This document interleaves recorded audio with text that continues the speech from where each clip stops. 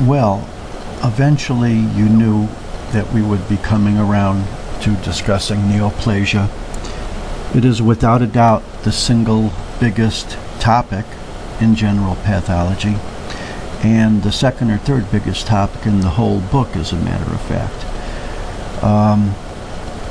Neoplasia is a topic that is extremely intimate and dear to most pathologists' hearts, because that's what they do all day. If you were to ask me what did I do most of my life, I would say look for cancer and hopefully find it early to save somebody's life.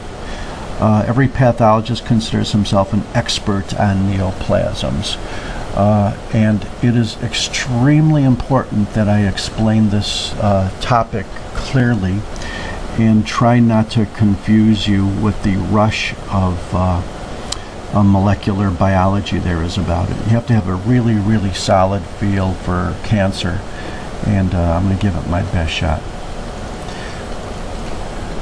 The chapter is divided into these 9 areas: definitions, nomenclature, biology of tumor growth, epidemiology, a couple of chapters on molecular, which I'll try to decaffeinate as much as possible, some stuff on agents, and then a lot of interesting clinical stuff on host defense and especially clinical features of tumor.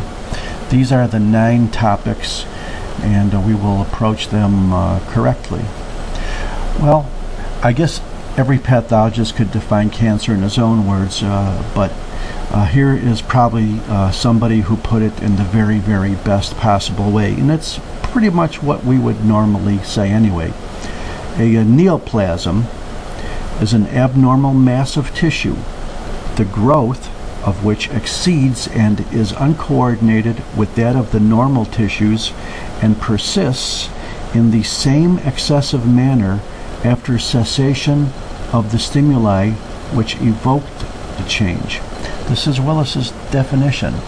And remember, all neoplasms, or if you want to call them tumors, or if you want to call them benign tumors and malignant tumors, they are genetic changes. You can't have a tumor or neoplasm of any type unless there is a change in the DNA. And remember, it's autonomous. Your body was not expected to grow tumors. It does it all by itself through a variety of factors. And also, you have to keep in mind the clonal aspect of neoplasms, which means no matter how big or extensive a tumor is, it eventually results from one single cell. Now, sure, in many, many, many generations there could be mutations, but the mother of all largest tumors is always and has always been eventually one cell. Let's get a little bit into nomenclature.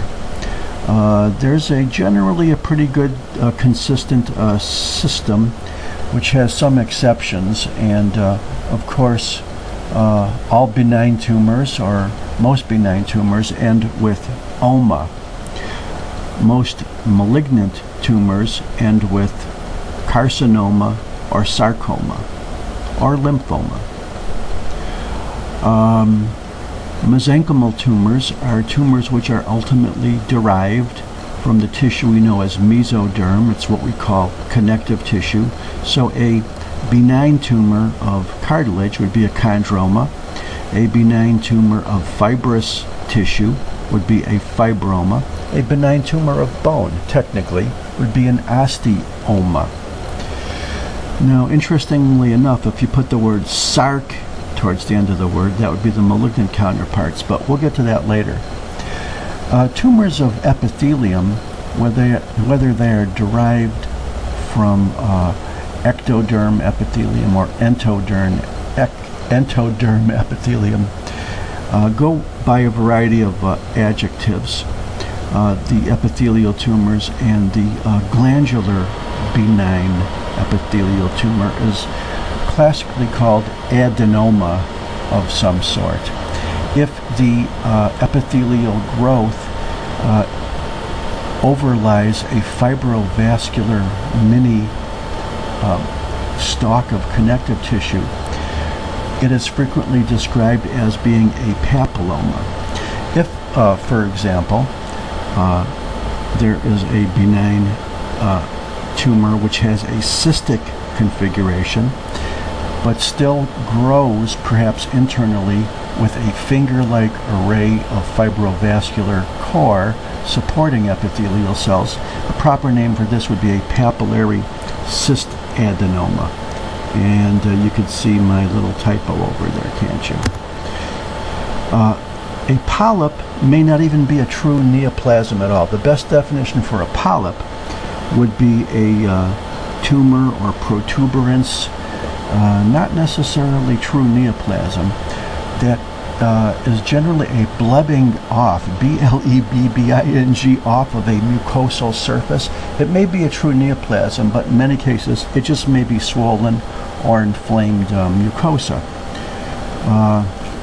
Here's a classical polyp. This is a colon that's been opened. You could see the house tray.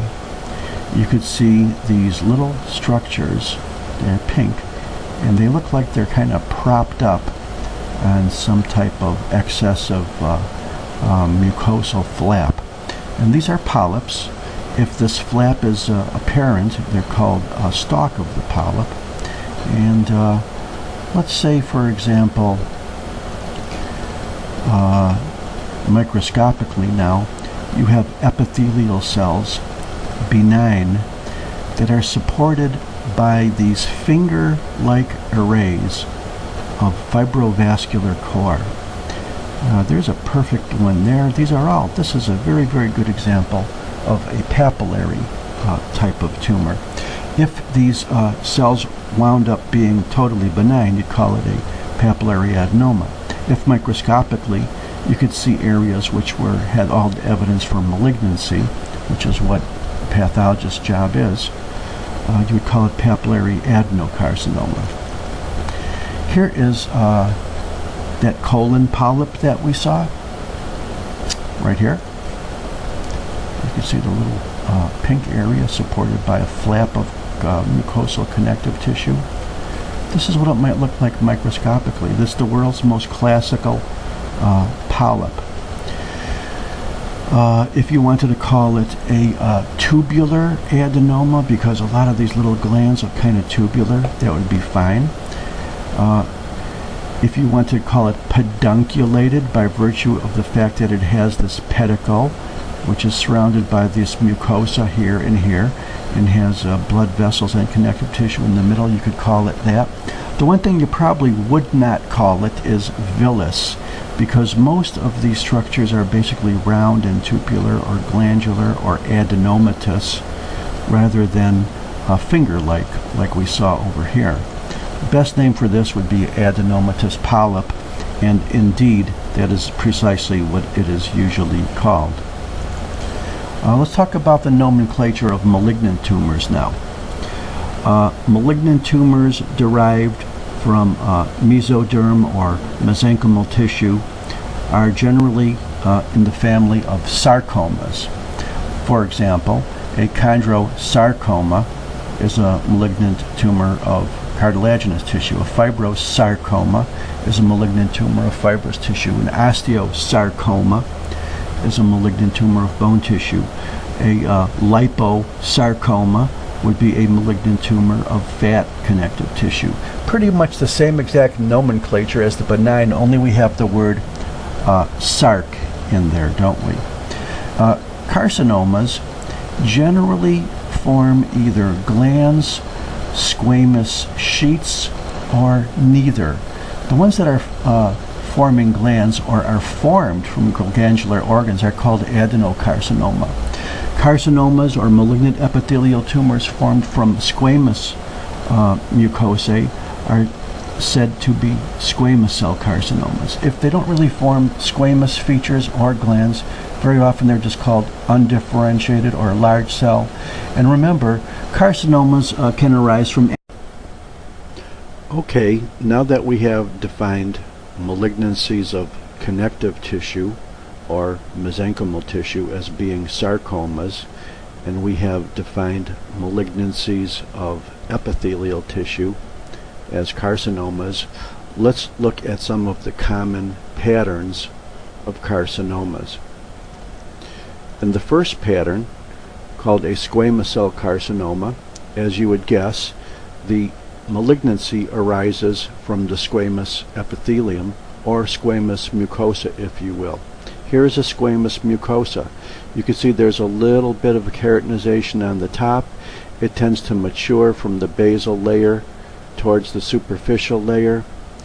You can also see similar looking tissue completely underneath the basement membrane. This is to show you that these invasive little nests have arisen from the surface epithelium, even though you may not see a direct connection, and that's why this is called squamous cell carcinoma. Squamous cell carcinomas arise from squamous epithelium, whether they are primary squamous epithelium, or in the case of the lung in many cases, metaplastic squamous epithelium.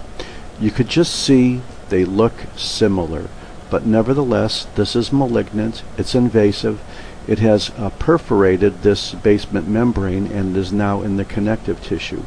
And I just want to point out something, that if you look at these little concentric swirls of cells in many areas, especially here, but to a lesser extent here and here, these are called pearls, P-E-A-R-L-S.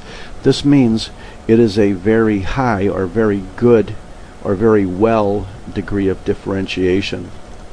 Here's some more of those pearls, a little bit closer up. And the reason why I'm pointing this out is because when you see these pearls, you then have no doubt that this has arisen from squamous epithelium. And you would guess that these pearls are composed chiefly of keratin.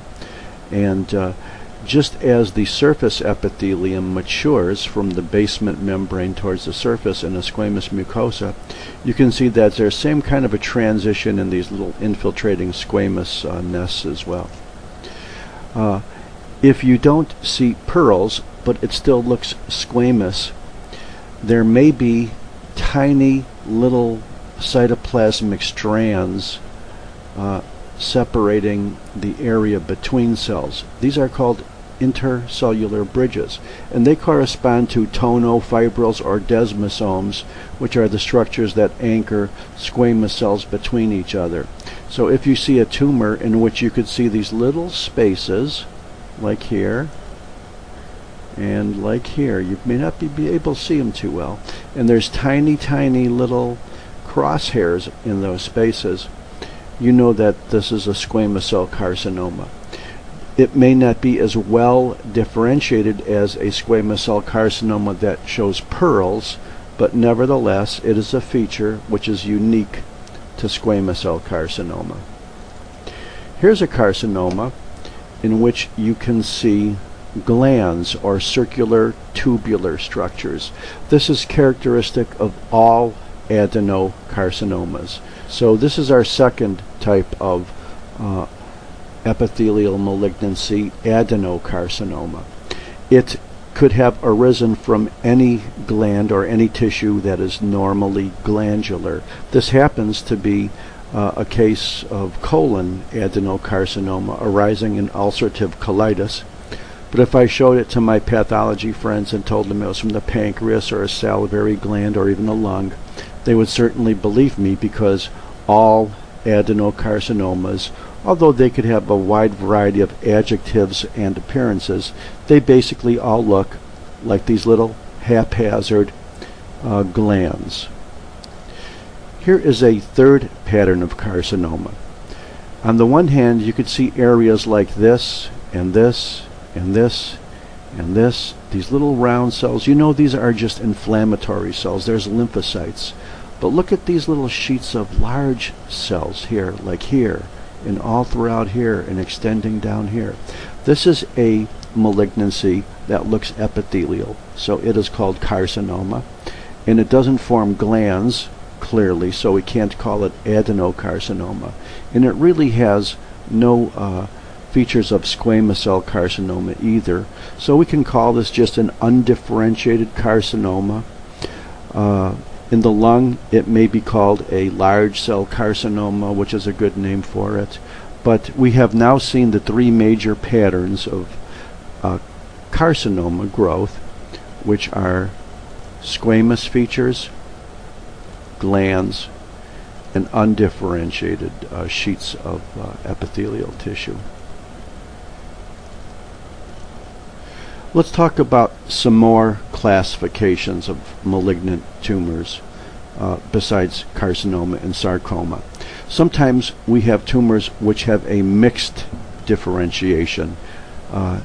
For example, a pleomorphic adenoma of the salivary gland has both connective tissue as well as epithelial components. It's a benign tumor, that's why it's called pleomorphic adenoma. If it was some type of malignancy, you know we would see the word adenocarcinoma in there. A malignancy called a carcinosarcoma, seen in various places, would have both malignant features of epithelium, the carcinoma part, as well as malignant features of connective tissue, or the sarcoma part. A teratoma, whether it's benign or malignant, is composed of cells from more than one germ layer. And technically, if you have totipotential cells which have the ability to give rise to all three embryonic germ layers, these could very easily form teratomas. But in order to diagnose a teratoma, you have to see features of more than one germ cell layer. In other words, connective tissue and epithelium. Sometimes the word hamartoma is used, and hamartoma in no way is a true neoplasm. Hematomas generally refer to disorganized masses of tissue whose cell types are normally indigenous to the site of the lesion. A word that is very rarely used, but it's still in the books, is choriostoma. And all that is an ectopic focus of normal tissue. Another name for choriostoma would be heterotopia. The most common example of this would be aberrant pancreas, scattered around the stomach or intestine or mesentery. And remember, we're going to use some words now which all imply malignancies, but they're not, they don't have the word carcinoma or sarcoma in them. And there's several examples of this. Here's the four most common. A hepatoma doesn't have the word sarc or carso in it, but it's still malignant. There is no such thing as a benign hepatoma. Similarly, there is no such thing as a benign melanoma. All melanomas are malignant. The word malignant melanoma is redundant, just like the word malignant lymphoma, although it's used often, is also redundant. All lymphomas are malignant. Seminomas are all malignant as well, but they don't have the word carso or sarc in them. So just keep these little exceptions in mind as long as we want to define nomenclature in the very, very best way we can. Here's a tumor of the ovary. If you can see closely, there are little hairs in it. You can also see a little tooth. So hair is an epithelial derived structure. Tooth is generally connective tissue. This is a teratoma. This happens to be a benign cystic teratoma of the ovary. Most teratomas of the ovary are benign. Most teratomas of the testicle are malignant. But the point I want to make is that we can call this a teratoma because it's giving rise to structures from more than one germ cell layer. I have about 10 seconds left on here, so we'll finish up on some more teratomas in the next clip, and I thank you very much. Okay, just as you have seen grossly that this teratoma has both connective tissue, like tooth, as well as epithelial, like hair elements, let's look at it microscopically. In this section here, I think you could see things which look like glands perhaps mucinous glands or some type of gland. And up here you could recognize this instantly as being bone. You could see osteocytes living in the lacunae here. You can see osteoblasts along the edge of the spicule, and you can see marrow and fat, various types of marrow cells. You can also see that there's some type of lining here, perhaps the wall of the cyst. Here's another picture in which we can now clearly identify that these are sebaceous glands. They look like classical sebaceous glands. You can see a squamous lining here at the edge of the cyst, and you can see some type of connective tissue here, perhaps with the large blood vessel. Here's some smaller blood vessels. This is a benign dermoid cyst, and just to show you that it is a teratoma because it gives rise to both epithelial as well as connective tissue elements.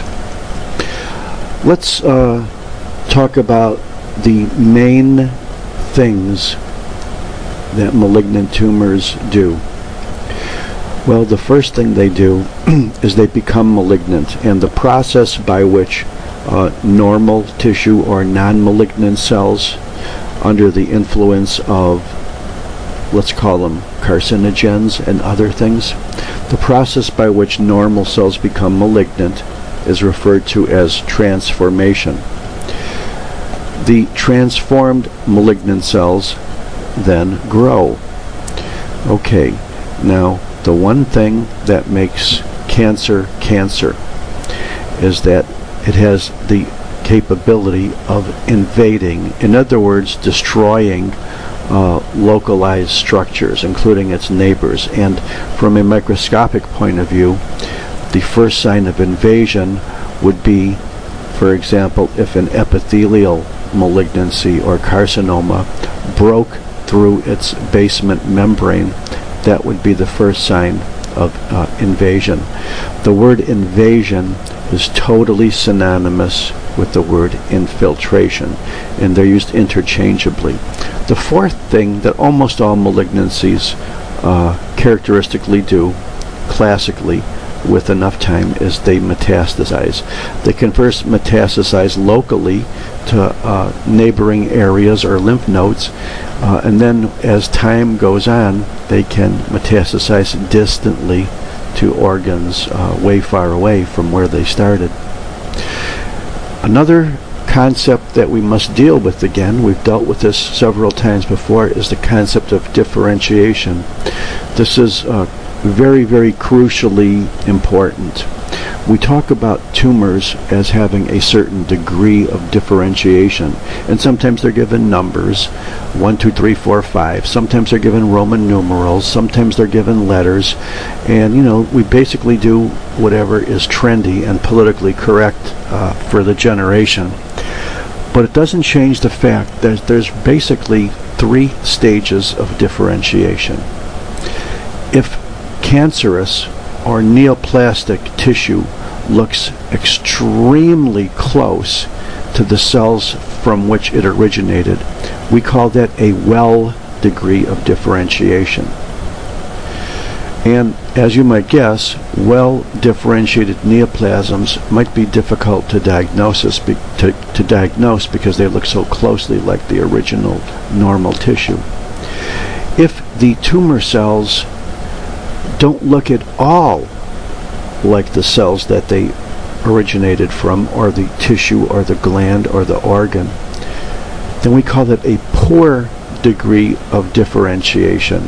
And this is misspelled, as you could see. So there would be no problem in diagnosing a tumor that was poorly differentiated as being malignant, but we might not be able to understand where it came from if it doesn't look like the cells that it's coming from. And there's basically a graded between well and poor that's called medium or moderately well or moderately poor, depending on what kind of words the pathologist wants to use.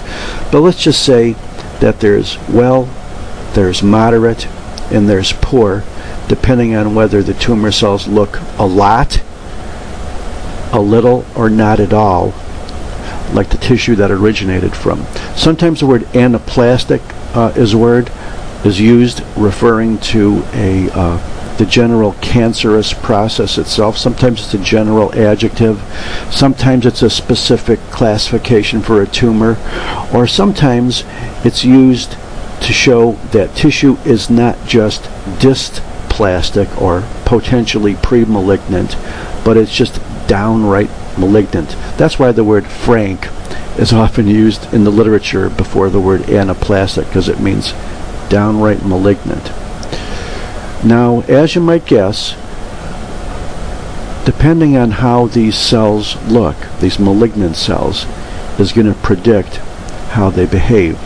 And it's not, you don't need a degree in rocket science to figure out that if cells look a lot like normal tissue, they're probably going to behave, or in other words, infiltrate or metastasize, less likely than cells that are poorly differentiated. Here's a really good example. You see these guys here? They look pretty bad, don't they? You could look at a bunch of guys like this in your neighborhood and say, you know what? These guys look pretty bad. I think they're going to behave bad as well. On the other hand, you may be walking down the street and see a bunch of guys like this. This is the Mormon Tabernacle Choir. They look pretty good, don't they? They look pretty angelic. They look pretty holy. You wouldn't expect them to rob a bank or start a street fight or steal your car, because they look good, so they're going to behave good. On the other hand, these guys don't look too good, so you're going to guess that they're going to behave bad. Let's take a theoretical tumor. This is a uterus here in the northeast corner.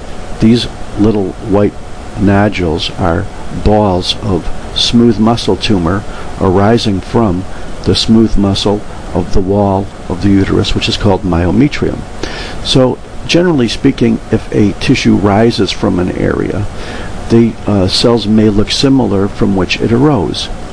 Now, if you took a low power view of this tumor, you might see a little whorled, perhaps encapsulated connection of cells. If you looked at it on really high power, and you would say, my God, these cells of this tumor look exactly like normal histologic smooth muscle. It must be either a well-differentiated tumor or a totally benign tumor. And generally, benign tumors are extremely well differentiated. That's why they're benign. On the other hand, if you look in the southwest here, and you can see 1, 2, 3, 4, 5, 6 mitoses, big cells, dark cells, things we're going to define later, you're going to say, you know what, this doesn't look too good. I suspect this might not behave too good. Well, the fact is, these are muscle tumors, smooth muscle tumors arising in the smooth muscle area. And if they looked exactly like normal smooth muscle histologically, you could probably classify it as a benign leiomyoma. If, on the other hand, the cells microscopically looked like this, maybe a lot of mitotic figures, as well as other features we'll talk about, you might call it a leiomyosarcoma. And that is indeed the case. Let's talk about the concept of anaplasia now, as long as we open the doors. We talk about anaplasia as being synonymous with malignancy. The anaplastic features of tumors microscopically have several common features, which I just want to show to you quickly, and we'll talk about them in the next group. The two most commonly used words on pathology reports are pleomorphism and hyperchromasia, but they'll talk about nuclear cytoplasmic ratios, chromatin clumping, prominent nucleoli, mitoses, and loss of polarity. We're going to give you a lot of good, clear examples of that, so you'll always know the general microscopic features of any malignant or any anaplastic process. I thank you very much. We have opened the door to several terms, microscopic terms we have used, terms used in histopathology to describe tumors. So let's talk about them a little bit more. The word pleomorphism, as it appears in pathology or on a pathology report, simply means that there's a lot of variation in cell size and cell shape. So if all cells in a tissue are generally about the same size, pleomorphic cells means there's a lot of variation, especially a lot of big cells, but as also smaller cells. And if the nuclei are normally rather spherical, perhaps they are more bumpy shaped or oval shaped. So pleomorphism refers chiefly to nuclei rather than cells. So pleomorphism in tumors means the tumor cell nuclei have a lot of variation in size and shape. The second most commonly used word to describe tumors is hyperchromasia, and that refers to the fact that in malignancy the nucleus takes up the nuclear affinity dyes. In other words, hematoxylin more than average.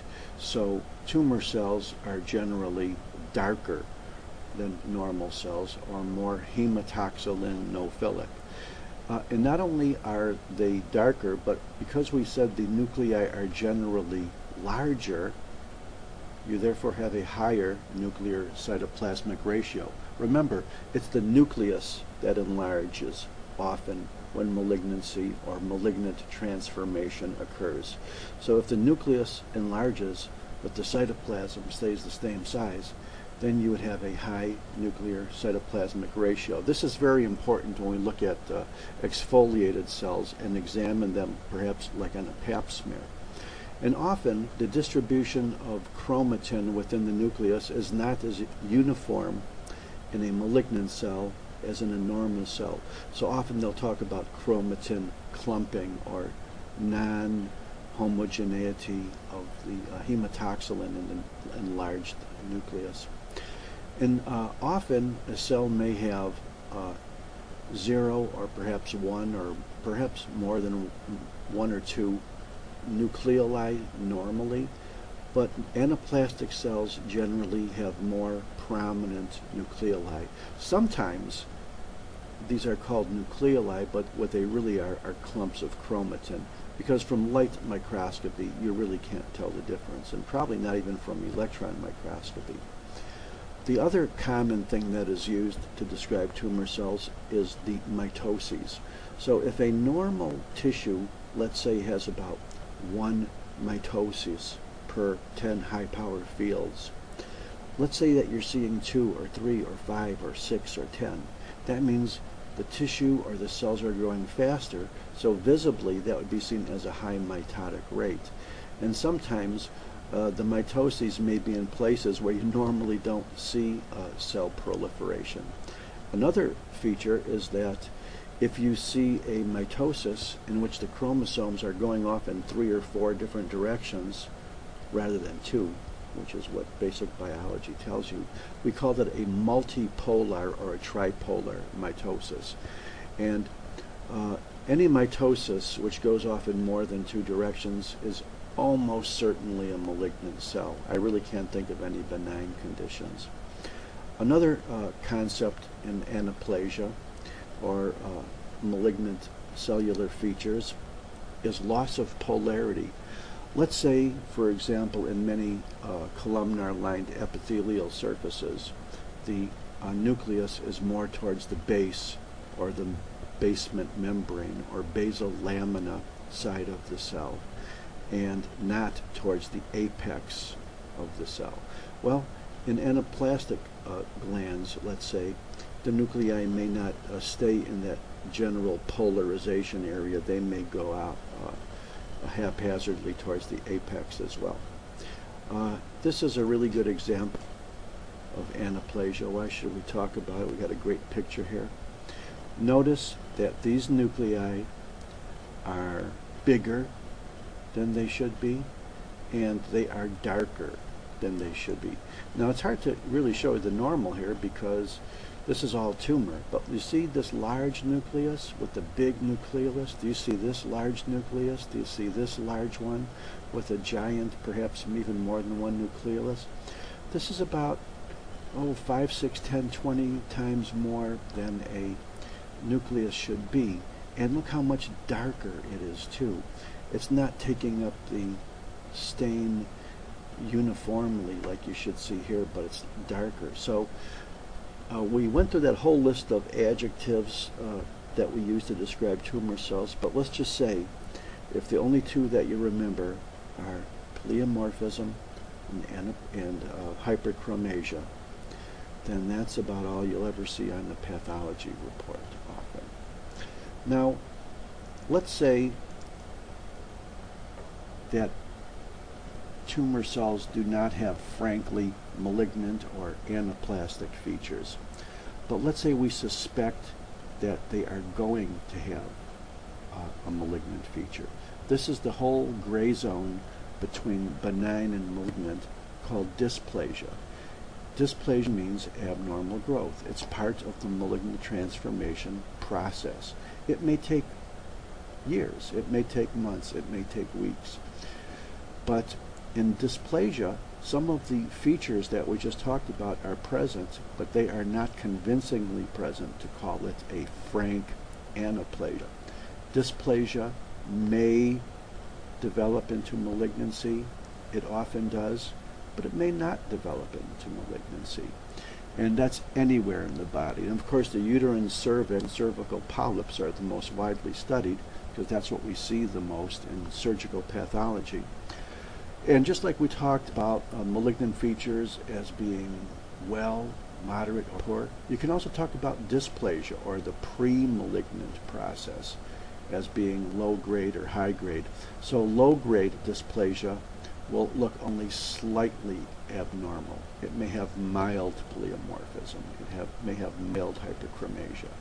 But high grade dysplasia may have extreme pleomorphism or extreme hyperchromasia. And if you want to put some little grades in between that, like moderate, or use a whole bunch of acronyms that have been introduced over the generations, you could do that as well. But instead, let's do something smart, and let's take a look at the picture. This is a uterine cervix. This is the squamous portion of a uterine cervix. Now, normally, in a normal uterine cervix, you have more basaloid or columnar-looking cells towards the surface, and they generally get flatter, both nucleus and cytoplasm, or more squamous appearing as you get towards the surface. But in here, you can see that some darker cells, bigger cells, are still way out towards the surface. Notice this is only in the surface epithelium, and it does not involve this underlying gland, but it may involve this underlying gland. If it's a gland, it may just be part of this epithelium here. I don't know. But this is what we call severe dysplasia. There's no doubt about it. If the severe dysplasia looks like it almost certainly is cancerous, in other words, there's no attempt at maturation in most of these layers here, then you can call it carcinoma in situ. Now, the definition of carcinoma in situ is that it has not infiltrated or invaded the basement membrane yet. It may have gone into some of these glands, but it has not infiltrated the basement membrane, and that's why it's called in situ. Now, if you think that severe dysplasia, like we saw here, looks a lot like carcinoma in situ, don't worry. It's all given the same classification. It's called CIN3. So that's the way we have solved our problem of agonizing whether something is severely dysplastic or frankly malignant in situ, is to give it the same classification. So I think we just gave you a lot of heavy stuff. You will remember that we mentioned that all tumors, malignant or benign, start out with malignant or transformation of one single cell. Isn't that amazing? That's why tumors are spoken of as being clonal, because they are all ultimately derived from that one transformed cell. And then that cell multiplies, undergoes mitosis, it doubles, and then it doubles again and again and again. And The general estimate is that after 30 doublings, you have about 1 billion cells. And those billion cells are going to weigh about 1 gram.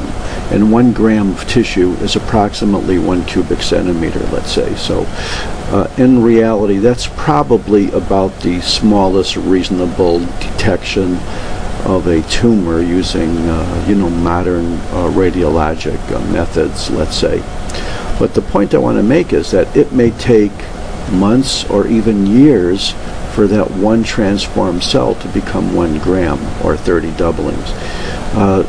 There's a lot of factors, and I know the patients always ask how long will it take and blah blah blah, but the fact is you really can't say.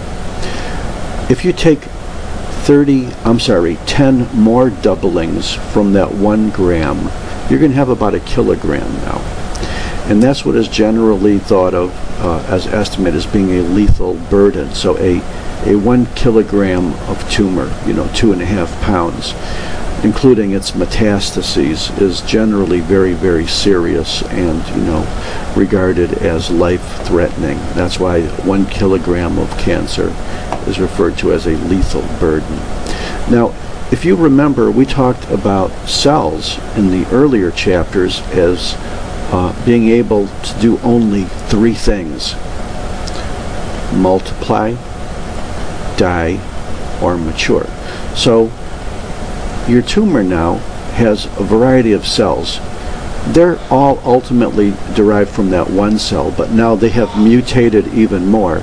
But let's say there's 3 categories of things that tumor cells can do, which are exactly the same 3 things that regular cells can do. They can multiply or be in the replicative pool. And remember, even in very, very rapidly growing tumors, only a small fraction of cells are able to multiply. Most of the cells are either dead or dying or have matured into cells which will not multiply any further. And of course that has tremendous implications for therapy, because in therapy you don't want to go after the cells that are already dying. The body has already taken care of that. You don't necessarily want to go after cells that are mature, because they'll eventually die too. You only want to go after this relatively small fraction of cells, and that's where the research is being aimed at. So let's look at that a little bit more graphically.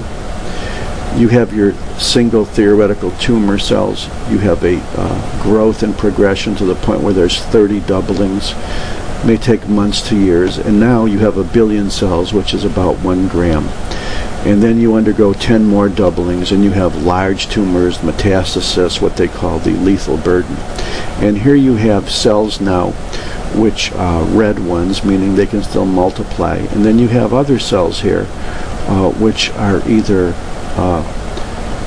metastatic or invasive or non-antigenic or requiring fewer growth factors. These are all various types of tumor cells.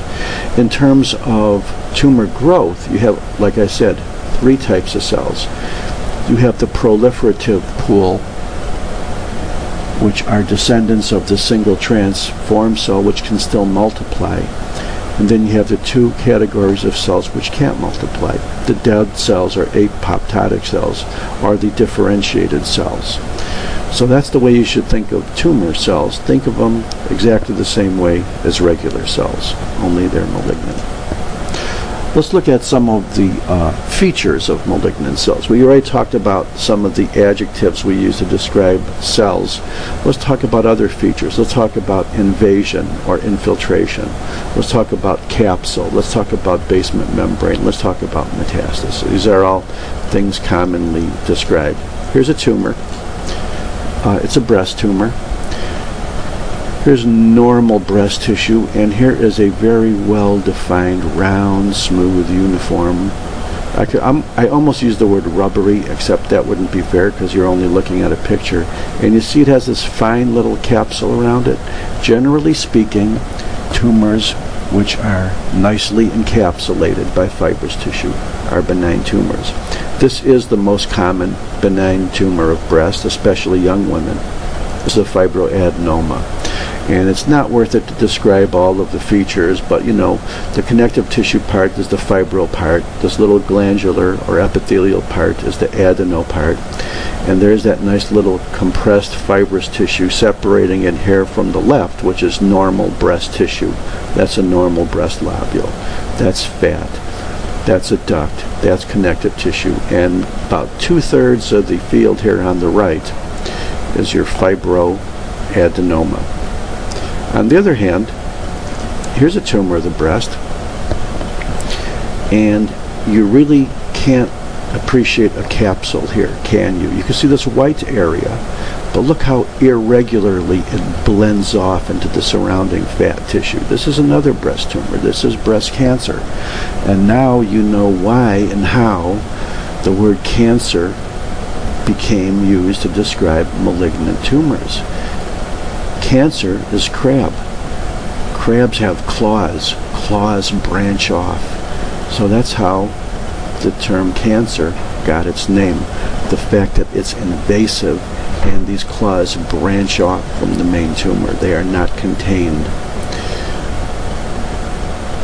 The concept of infiltration or invasion is also a microscopic one. You can see on this general right 2/3 that's we have all fibrous tissue and some fat. You can see in the southwest over here some epithelial cells.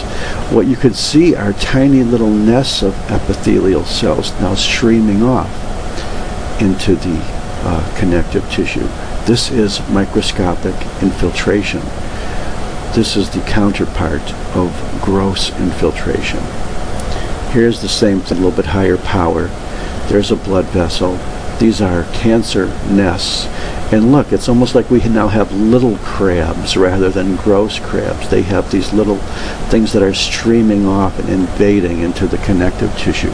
This is an extremely classical microscopic picture of cancer of any type. Because the breast is a gland, and because some of these little groups look like they are little circular nests, you might say this is an adenocarcinoma. Most cancers of the breast are adenocarcinomas because the breast is a gland. So most malignancies of glandular tissues or organs are adenocarcinomas. Here's a liver. It's been cut down the middle. It has nodules all over it. You could have some normal tissue in between. This is a classical appearance of metastatic disease to the liver. The white areas are metastatic tumor, and these browner areas are normal liver. So if I told you that this liver was approximately 1/3 involved with metastasis, would you believe me? Of course you would, because you could see that even from this one representative slice, about 1/3 of what you see is round circles rather than normal brown liver tissue. Here is metastasis on a microscopic level now. You could see glands, you could see some junk within glands, and you could see that there are a lot of lymphoid areas, like here, and here, and here, and here, and here, and here. This is an adenocarcinoma, as you would guess, because it's glandular-like, which has metastasized to a lymph node. And it looks like it has replaced most of this lymph node. So if I was to tell you the metastatic tumor replaced 90% of the lymph node, would you believe me? You certainly would, because only about 10% of what you see here is lymphoid tissue, like here, and here, and here. Okay, we'll give it a rest, and we'll go back into slide number 39 on our next movie, and I thank you very much. The significance of metastases in regional lymph nodes is of tremendous importance. It's probably the single most important pathologic thing to determine survival. The general rule is if a malignancy has not metastasized to lymph nodes after a careful examination, the prognosis is excellent. And there's a lot of good things that could be told the patient if the pathologist has examined many lymph nodes tediously and painstakingly and he finds them negative. If on the other hand they are positive that is not the best prognostic feature. The general trend in breast surgery has been to not do the radical mastectomies anymore with many lymph nodes. The general trend now is to do a sentinel lymph node biopsy, in which only the one lymph node, which is the most likely to receive the first metastasis, is identified and examined. But the prognosis is related to the number of lymph nodes. As you would guess, one lymph node which is involved tiny or microscopically would be a much better prognosis than somebody who's had 37 out of 39 lymph nodes positive. And of course, the thing to remember is that the major impetus of examining lymph nodes is not therapeutic, but it's prognostic. Nevertheless, it's theoretically possible in early metastases to be cured if the lymph nodes are all removed. It's theoretical, it's not seen too often, and of course in adjuvant chemotherapy the rule is to help the patient. Patients have tremendously benefited from adjuvant chemotherapy, which means you're giving chemotherapy even if the lymph nodes are negative. But adjuvant chemotherapy itself has its own toxic side effects. So let's summarize benign versus malignant features. A benign tumor has a slow rate of growth with few mitoses, or perhaps no additional mitoses. A malignant tumor has a faster rate of growth, and mitoses may be frequently seen. A benign tumor is well differentiated. A malignant tumor can be well differentiated, but the more anaplastic or undifferentiated it is, the more likely it is to be malignant. Benign tumors have cohesive growth. They are limited to a capsule. The basement membrane is not breached. But in a malignant tumor, there is infiltration, both grossly and microscopically. And just incidentally, the single most important feature of malignancy is the concept of infiltration or invasion. Benign tumors do not metastasize. Malignant tumors often metastasize, especially with time. Here's a chart you'll see, and let's go over some of these epidemiologic statistics quickly. Oh, here we have cancers for men and women, and as you might know, for a woman the biggest cancer is breast, and for a man the biggest tumor is prostate. Otherwise, most of the rest of the organs are about the same. Colon is always near the top, bladder is near the top, melanomas, so on and so forth.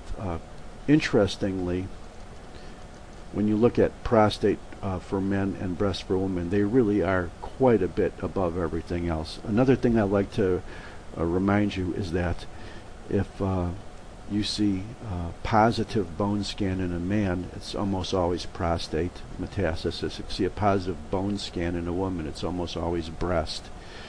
Isn't that interesting that the two most sex-specific common malignancies are also the most likely to infiltrate bone? Here is a graph now, not of incidence, but of mortality. And even though lung cancer is not as common as prostate or breast cancer, it is much more serious. It has a lot worse prognosis. So that's why you can have a lot more mortality in a male from a tumor that does not occur as often as the single most often occurring tumor, which is prostate. Here's the same thing for women, and you can see that in women, as of about 1990, lung and prostate became the #1 killer rather than breast. And now lung and bronchus is going up and breast is going down. So now it's no longer a close call. Lung is a considerably bigger killer in women than breast. Let's see.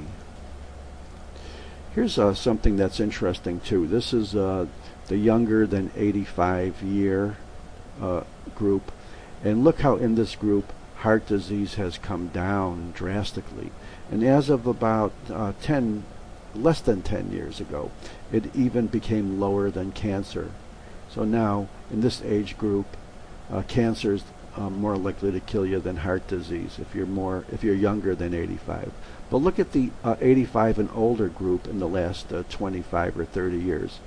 Cancer has been about the same in terms of mortality, but look how heart disease has come down drastically for this group as well.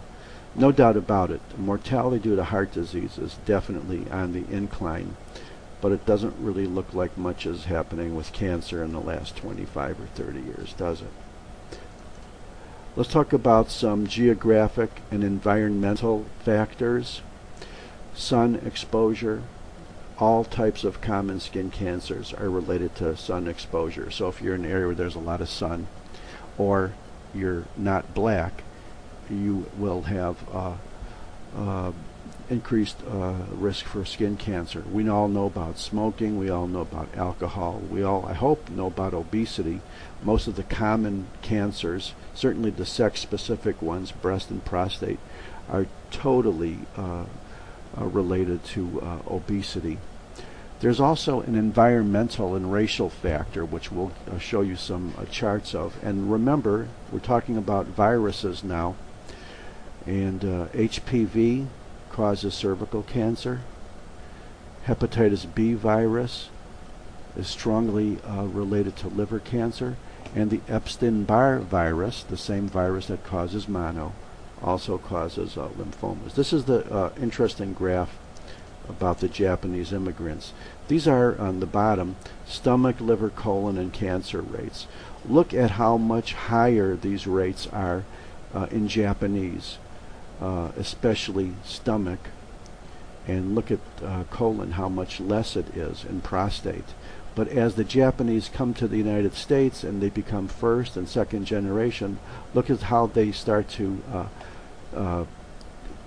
merge towards the California whites. Of course you know what this means. It means that there is overwhelmingly environmental aspect here for cancers rather than genetic. Let's talk about some of these predisposing factors. Well, we know older people get cancer, although in childhood leukemias and some brain tumors and bone tumors are a lot more common. We know there's a general genetic predisposition as well, and there are some clearly defined familial cancer syndromes which we'll go into. And there are some very specific autosomal dominant and autosomal recessive malignancies as well. And procarcinogens can be metabolized differently depending on your genetic constituency.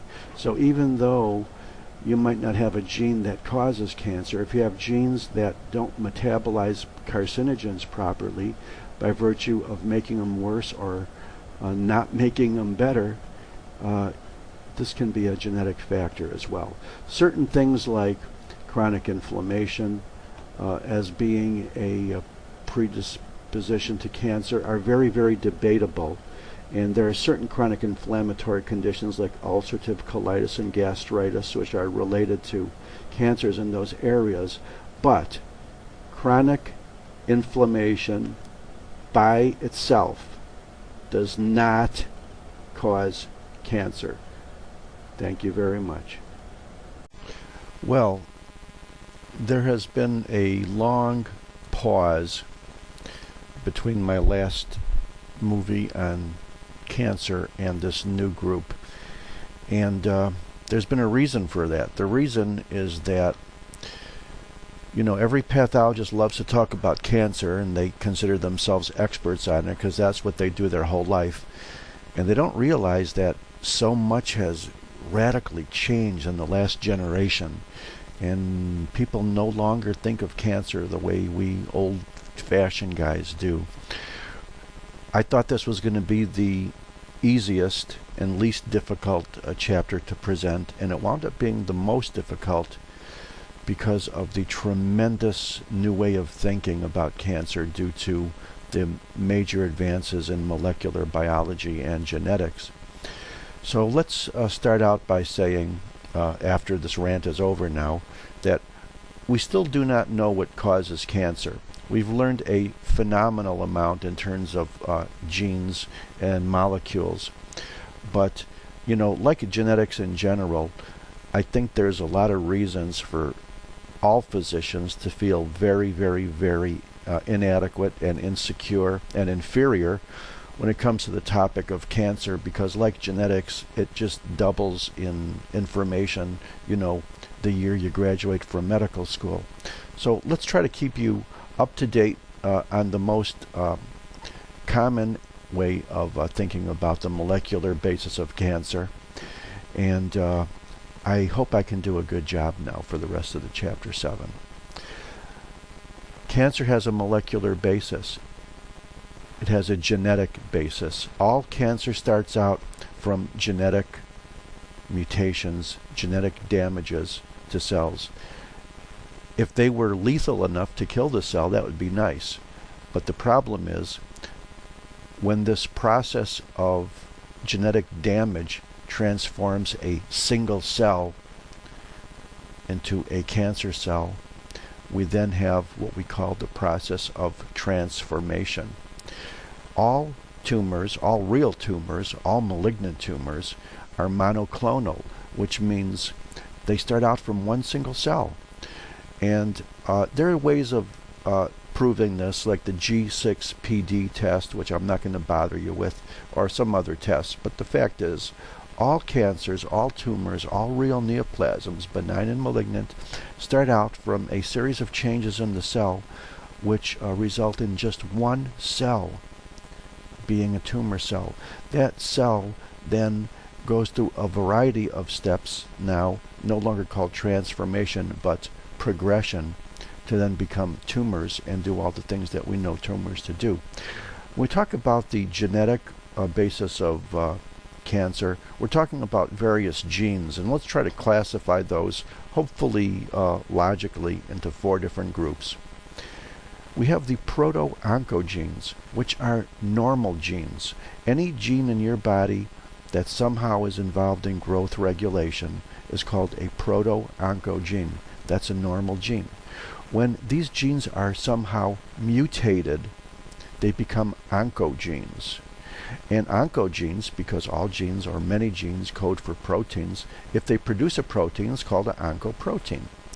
There's a set of genes called DNA repair genes, which act like a spell checker, in that they make sure that the sequence of nucleotides in DNA is proper, and if it isn't, they fix it. So if you would have a defect in those various DNA repair genes, you can get tumors that way. And there are many tumors that are involved with faults in those genes.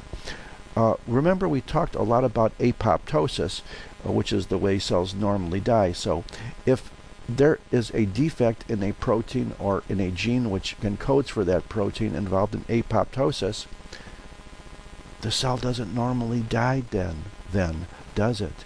So that's another class of genes which are indicted in carcinogenesis. And remember, there is not one single gene or mutated normal gene which causes cancer.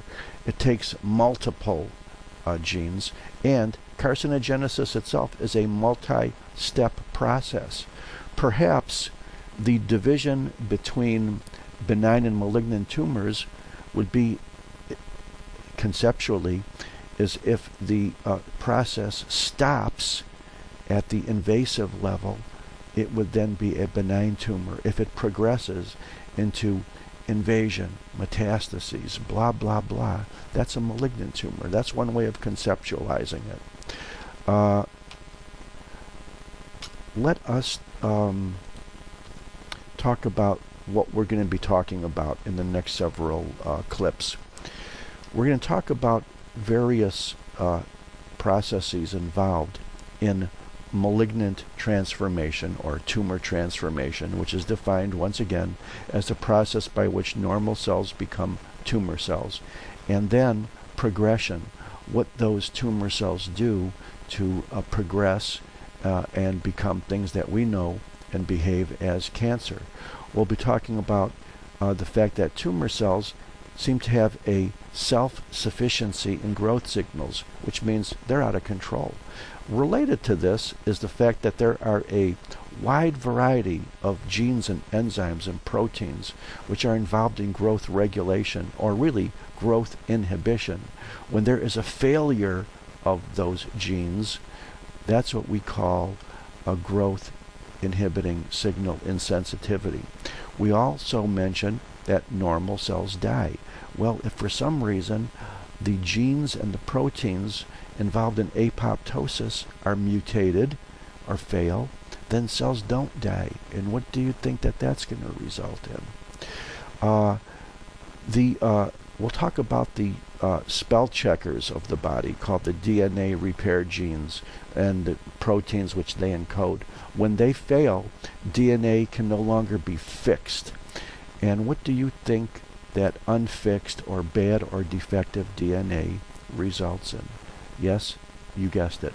We'll talk about telomerase and the fact that telomeres normally limit the number of cell divisions. So if there is an enzyme which interferes with that, you would think that that cell would not be limited in its division, and that would be a factor for cancer as well. Now, in the stages through progression, now once we have malignant cells, those malignant cells can invoke factors which make them grow. In other words, evoke blood vessels to make them grow more than a millimeter or two. We're going to talk about factors which make them invasive, and we'll talk about the ability of those cells then to metastasize. Because when you think about it, if tumors did not metastasize, they probably wouldn't normally kill as readily as they often do. So let's see if we could do this in about 2 minutes. This is nothing more, even though it looks like a busy chart. Just remember, we're talking about a normal cell.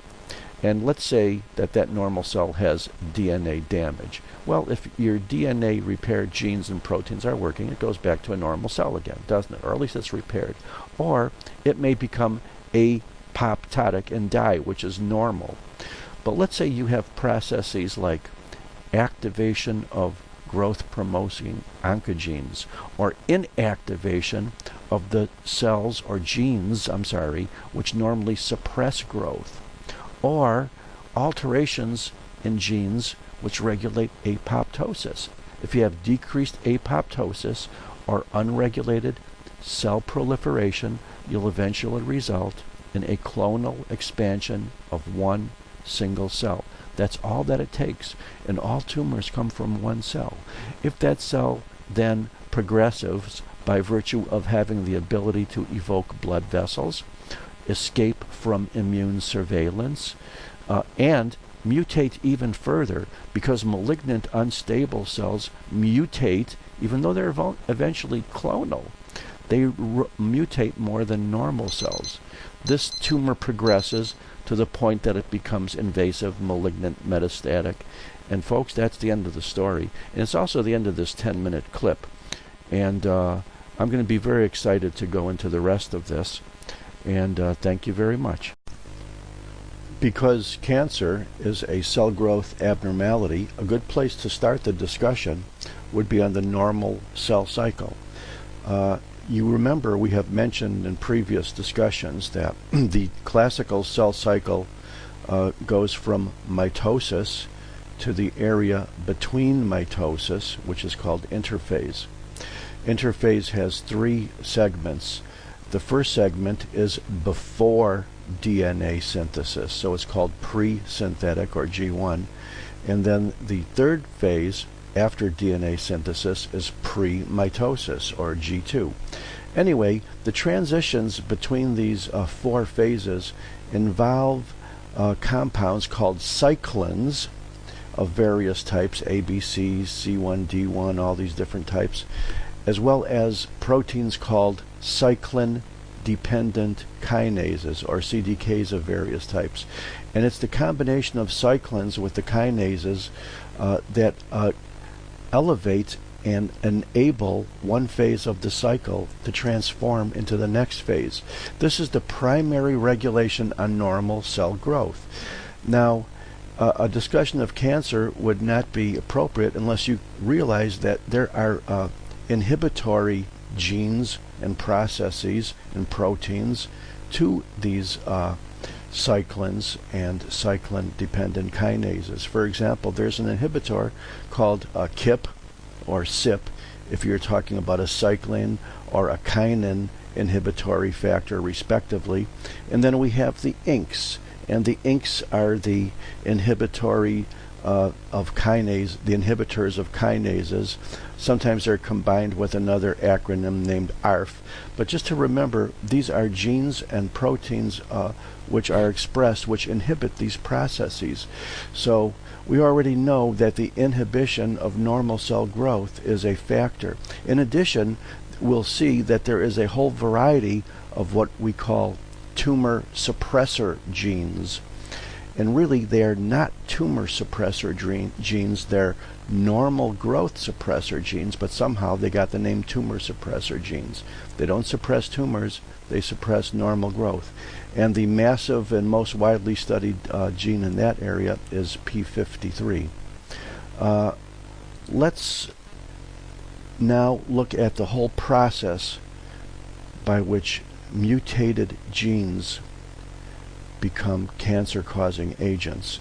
And the best way to understand that is to remember that all of the genes in our body, or many of the genes in our body which do not make proteins, regulate growth or regulate DNA or regulate cell cycle in one way or another. And these are called proto-oncogenes. These are normal genes. Well, a mutation of a normal proto-oncogene is called an oncogene. And these are the abnormal genes now which make abnormal proteins called oncoproteins. And the 5 biggest categories of oncogenes would be genes which code for growth factors, genes which code for growth factor receptors, genes which are involved in signal transduction proteins. And a signal transduction is the process, it refers to any process in which a cell converts one kind of signal or stimulus into another. Or any process that regulates the nucleus is another category of oncogenes. And of course we saw the cell cycle regulators as well. Now, if you hear the term oncoprotein, we're talking about a protein which is made by an oncogene. If you hear of an oncogene, you can think of it as a mutation of a normal gene. And the normal gene is called a proto-oncogene, and a proto-oncogene can generally be regarded as any gene which winds up coding for cell growth regulatory processes. This is the whole concept of oncogenes. So, if you were to take the category of growth factors, for example, and we talked extensively about the growth factors, all the GFs, for example, the platelet-derived growth factor, fibroblast growth factors, transforming growth factors, hepatocyte growth factors. You know, these are all proteins coded by genes which can be called cis, HST, TGF, HGF. Sometimes the proto-oncogene has the same symbol or 3-letter acronym as the protein, and sometimes it refers to the oncogene. So just remember, when you see something like HGF, it could refer to the protein, the proto-oncogene, or the oncogene. And if these genes are either overexpressed or amplified, they may ultimately involve tumors in specific areas. For example, if you took TGF-alpha, transforming growth factor alpha, which is coded by the proto-oncogene TGF-A, and it was overexpressed. Well, it has been known that that process indeed does occur in some astrocytomas, or tumors of the glial cells of the brain, and that's the whole process for growth factors. Let's move on to the next category of growth factor receptors. Growth factors can't do anything unless they have receptors. So if you take these various growth factor receptors, whether you're talking about neurotropic factors, platelet-derived growth factor, EGF receptor family, well, their proto-oncogenes can be mutated, and as a result, they are either overexpressed or amplified, or have a point mutation, a specific point mutation in the DNA sequence. And as a result, we know that these can result in specific tumors. So if you were to take colony stimulating factor 1 receptor, which is the proto-oncogene FMS, if that has a point mutation, it may result in a human leukemia. So these are examples of tumors like squamous cell carcinoma of the lung, breast and ovarian tumors, leukemias, which are the result of overexpression or amplification or point mutations of genes which ultimately code for growth factor receptors. And I want to tell you another thing. Whenever you see a chart that I present like this or this, and it looks like horrible, like, don't ever think you have to memorize it unless you want to.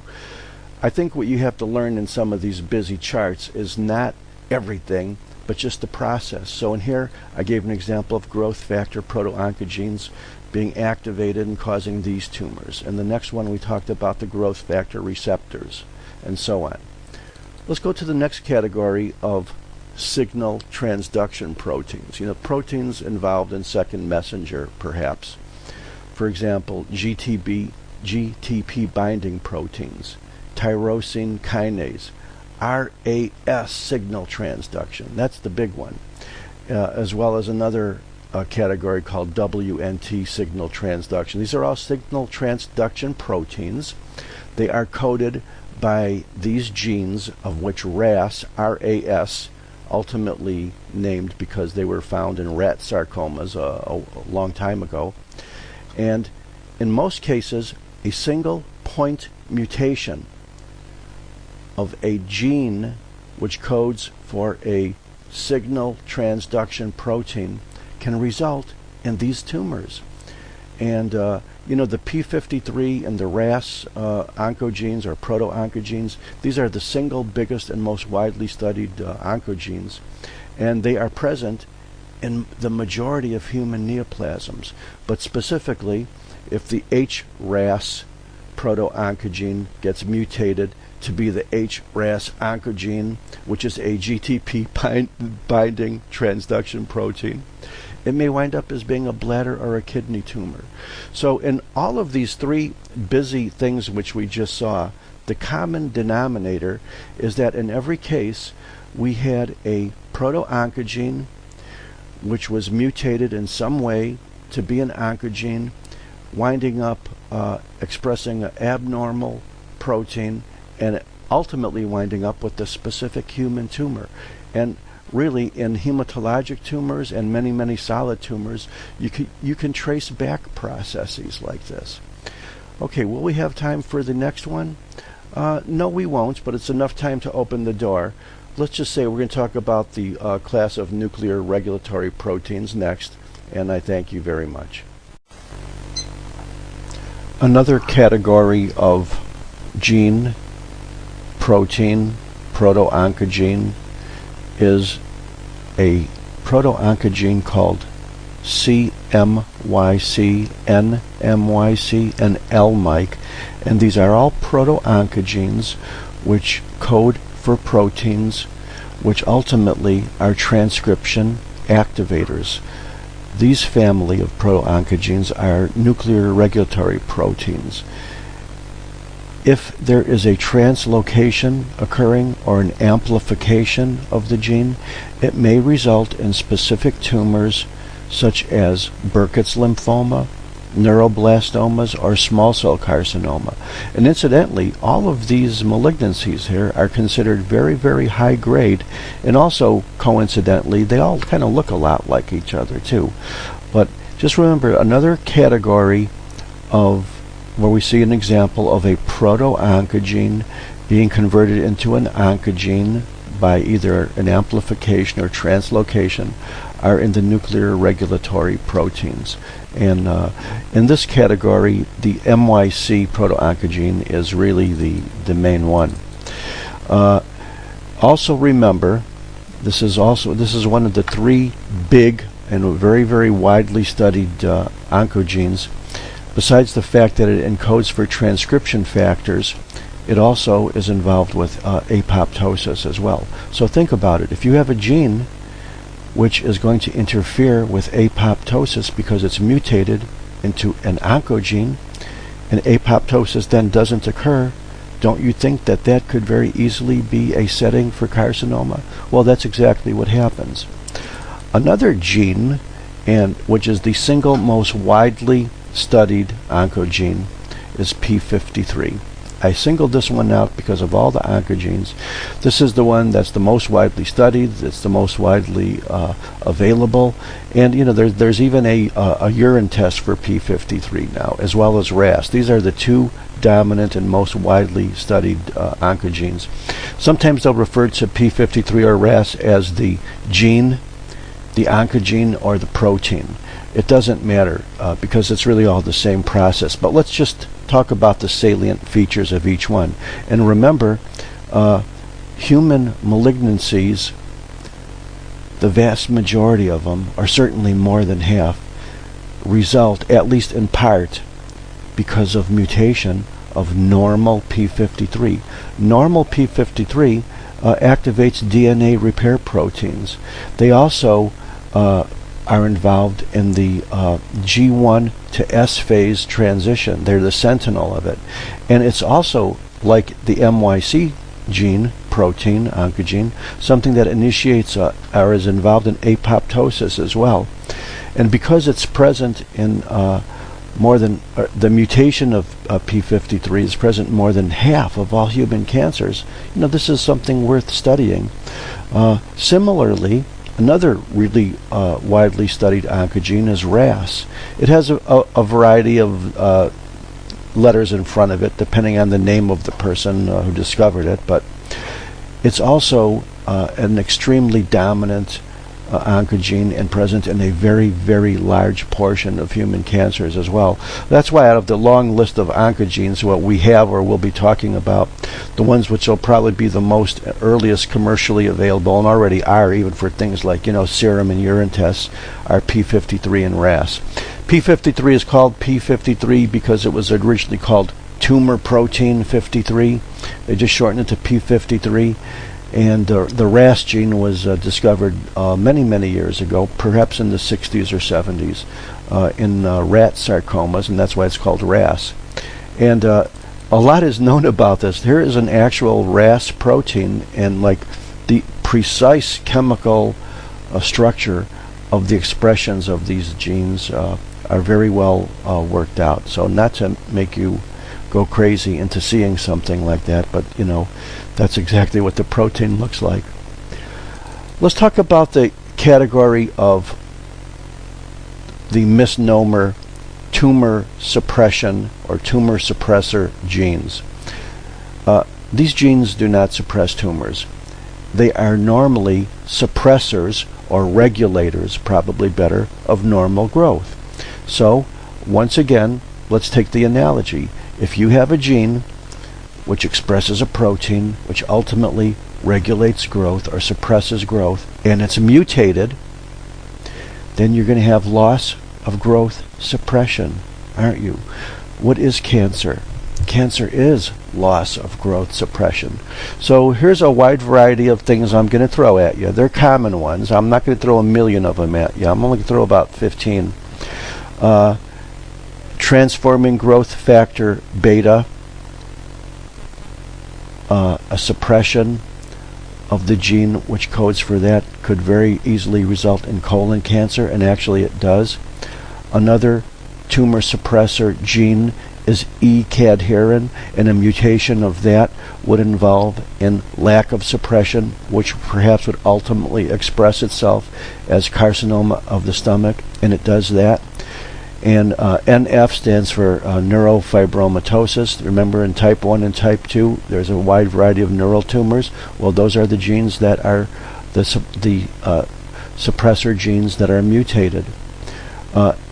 Adenomatous polyps of the colon / B-cadherin, mutations of those suppressor genes might wind up being GI cancers or melanomas. SMAD of various types might wind up being GI cancers. RB, appropriately named, a mutation of the RB gene, suppressor gene, might wind up being a retinoblastoma. We already said P53 being a regulator at many different levels, apoptosis, cell cycle. Mutation of that winds up being most human cancers. The WT gene, appropriately named Wilms tumor. We talked about INK4 for the inhibitor of kinase in the cell cycle, might wind up being, if it was mutated, give rise to GI and breast tumors. An interesting thing about this is that if you have a mutation of this gene, which is occurs during the person's life, it might wind up as a cancer in one location. If, on the other hand, the P16 INK4A complex mutation is inherited rather than occurs after birth, it might wind up classically as a malignant melanoma. So mutations of genes, whether they occur as an inherited gene or as an acquired mutation, could wind up give rise to a whole different types of malignancies. As you might guess, BRC is the breast cancer gene. KLF6 mutation of that suppressor gene might wind up giving rise to human carcinoma of the prostate, and indeed it does. So you can remember that a large portion of the so-called suppressor genes, when they are mutated, might wind up giving rise to human cancers, and they do. We talked about the concept of apoptosis, and we said that if apoptosis is interfered with, or the proteins which normally control and regulate apoptosis are mutated to be oncogenes, like these three here, and cells normally aren't killed when they should be, could that be a process of leading to cancer? Of course it does. So evasion of apoptosis is a very key factor in carcinogenesis too.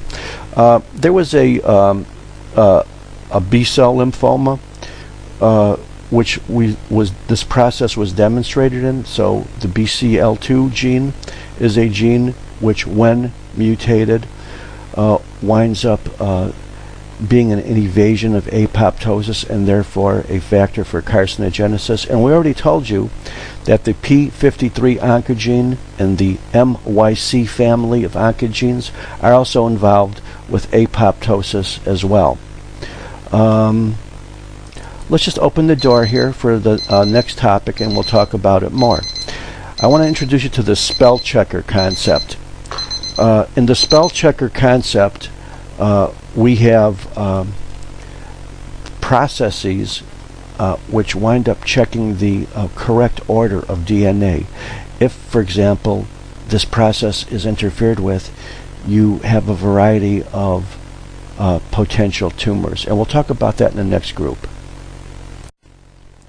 Another cellular defect, another DNA defect, which has been indicted in causing a variety of human tumors, a growing number, is our DNA repair defects. And let's just say that there are processes in the cell in which DNA is repaired if it's defective. And let's say that something goes wrong with that repair process due to processes, perhaps defective genes ultimately, which would interfere with DNA sequence being properly checked for correctness, like a spell checker. Well, there's a type of cancer. This is hereditary, and it's colon cancer, but it doesn't.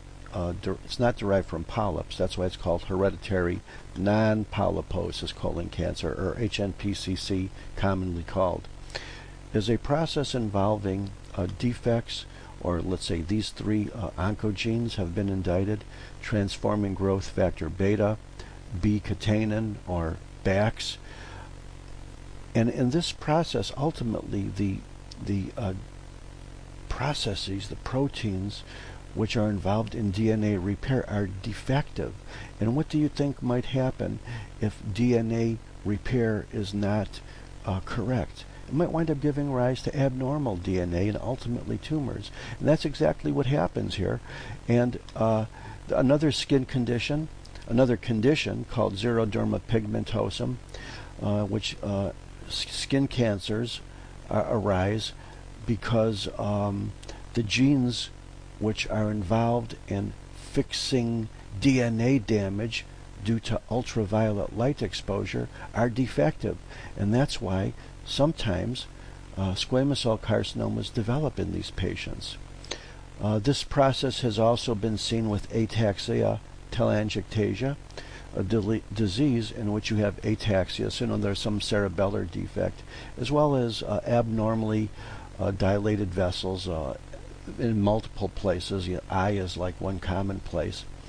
A gene has been indicted called the ATM gene, which causes this type of a problem.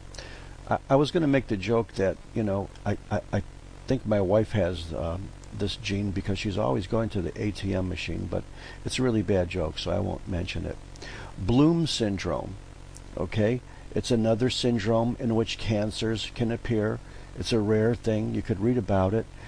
But in this case, the enzyme helicase is defective, the one involved in DNA unraveling, and you call that a DNA repair defect as well. Also, people with the inherited Fanconi's anemia have a predisposition to tumors, and DNA repair defects have been seen with Fanconi's anemia as well.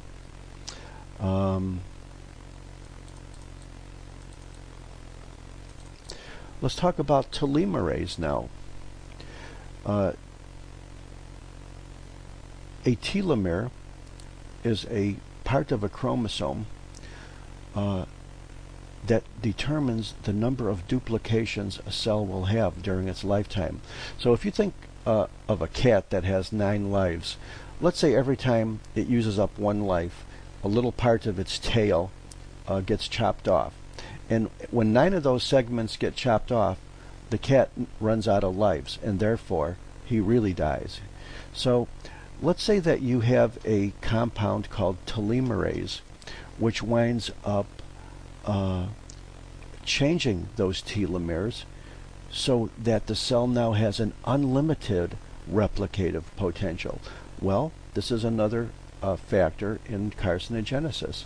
Telomerase is present in well over 90% of human cancers, and as a result, the telomeres can't do their job, and therefore they can't limit the number of mitoses that cell has. And this is another molecular factor in cancer. Here's an interesting question. How close to a blood vessel must a cell be in order to live? The answer is about 1 millimeter. You don't have to have a blood vessel coming all the way to a cell, but it has to be pretty darn close. The fact is, if you're going to have a tumor that's going to be detectable, which means more than a few millimeters, let's say 1 centimeter is generally regarded as a detectable level, you have to have blood going to that.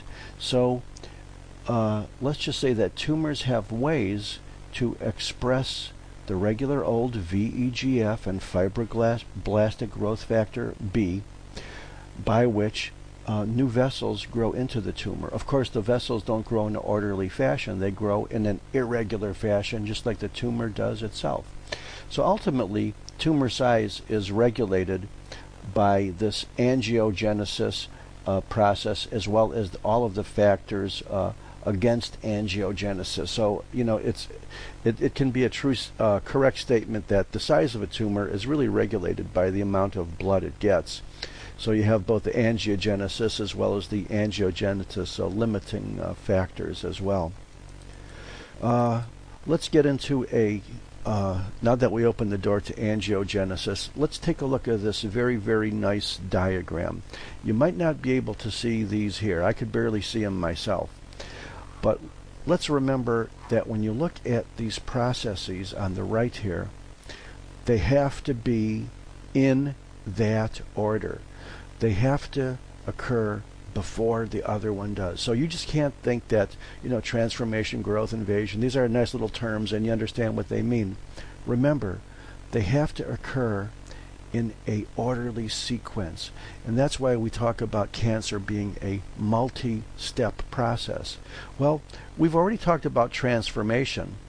We said that transformation is the process by which cancer develops. And ultimately, that would be one cell, wouldn't it? Well, that one cell has to grow, okay? Ultimately, it has to invade the contained area that it's in, and if it's a carcinoma, it means it has to invade a basement membrane, which you see here. It then has to invoke some type of angiogenesis in order to grow beyond 1 millimeter, because if it doesn't have blood vessels, it can't grow. It enters a blood vessel, perhaps an artery, perhaps a vein, more likely a lymphatic in the earlier stages, by a process called intravasation. These tumor cells, either as groups or perhaps combined with platelets and even lymphocytes perhaps, embolize, and they go downstream, whether it's artery, vein, or lymphatic. They go with the flow to an area and adhere to the surface of the vessel. Once they adhere to that surface, they grow out of the vessel again by the opposite of intravasation, by a process called extravasation. And once they do, and they grow again, they take up this metastatic lesion. The whole process is repeated, isn't it?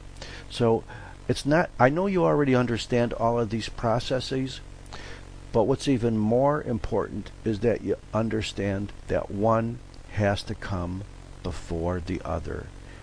And these are all steps in what we call tumor progression. So we know that tumor transformation is the development of a cancer cell, and then tumor progression is the growth and invasion and metastasis of that cell. And that's the processes that we are talking about. Let's talk about invasion now. If tumor cells are going to invade, or let's say if they're carcinoma cells, they're going to perforate their basement membrane or basal lamina, if you were talking about EM, they have to do 4 things. They have to first detach from each other. They then have to have a stronger attachment to their basement membrane or the matrix compounds. They then have to degrade the extracellular matrix by a variety of methods, of which collagenase is the most important, and then they have to migrate. So think of invasion as a 4-step process: detachment, attachment, degradation, and migration. And here it is pictorially. We have loosening up between the tumor cells. The cadherins, which normally adhere cells to each other, are destroyed. They're loosened up.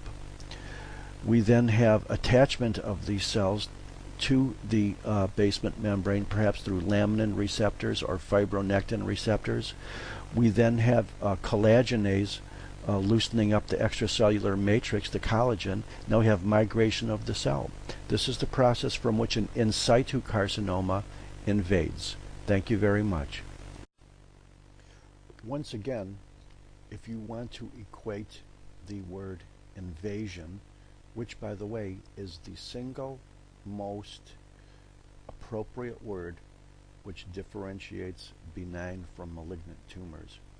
If you want to further break down that word invasion into loosening, attachment, degradation, and migration, you certainly can, because the loosening occurs when there is breakdown of the cadherins, which keep the normal cells stuck to each other. We have known for a long, long time that cancer cells lose their stickiness or their normal adhesion to each other. In the second phase, the factors which normally attach cells to a basement membrane, the laminins, the fibronectins, they get attached even stronger, and it's probably not surprising that when the cells then break through this basement membrane,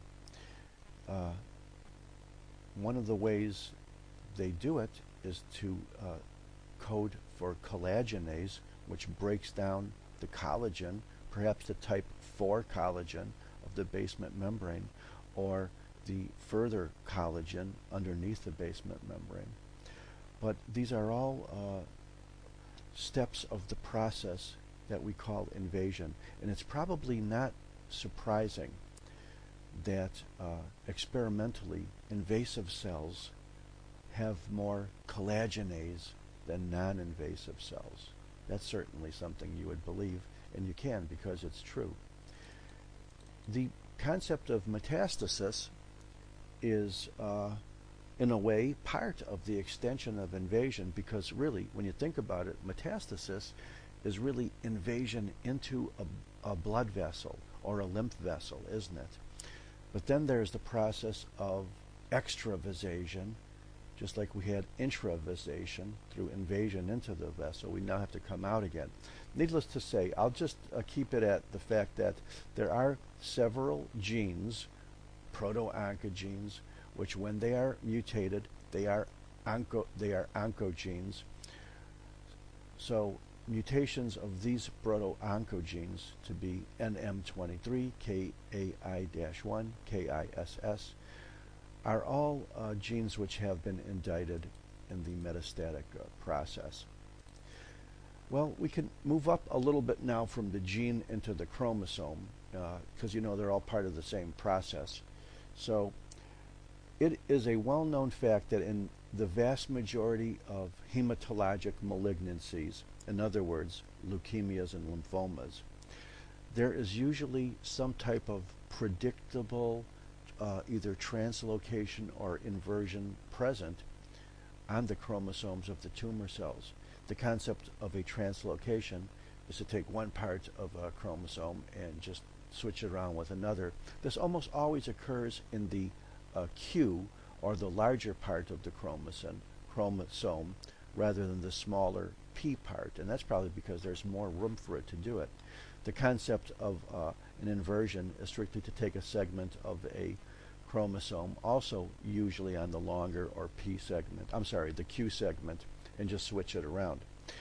So in almost all the leukemias and lymphomas, there's some types of either much more likely to be a translocation than an inversion, but also in a big growing number of non-hematologic cancers as well as sarcomas. And also remember, in the process of translocation or inversion, this is probably also going to easily result in specific genome mutations as well, isn't it? So if you want to remember kind of a list, we said already most of the leukemias and lymphomas. Here's one that is a Ewing's sarcoma, which is a sarcoma. It occurs in a bone, and it looks a lot like these small-celled hematologic malignancies, but in every case we have a translocation from one Q segment of a chromosome to another. And if you want to memorize which one, go right ahead, but I've never been able to do it in my life. As a result, here are some specific genes that would be mutated, or in other words, become oncogenes because of it. But I just want you to remember the pattern here. Most, if not all, of the chronic myelogenous leukemias, this is the Philadelphia chromosome. This is the granddaddy of all the translocations for malignancies. Many or most of the acute leukemias, AMLs, ALLs, Burkitt's lymphomas, mantle cell lymphomas, follicular lymphomas, T-cell lymphomas, B-cell lymphomas. These are all malignancies in which there is a common, often predictable translocation occurring. But remember, even the Philadelphia chromosome here is not present in all of chronic myelogenous leukemias. It's probably like about 95%, but it's not all of them.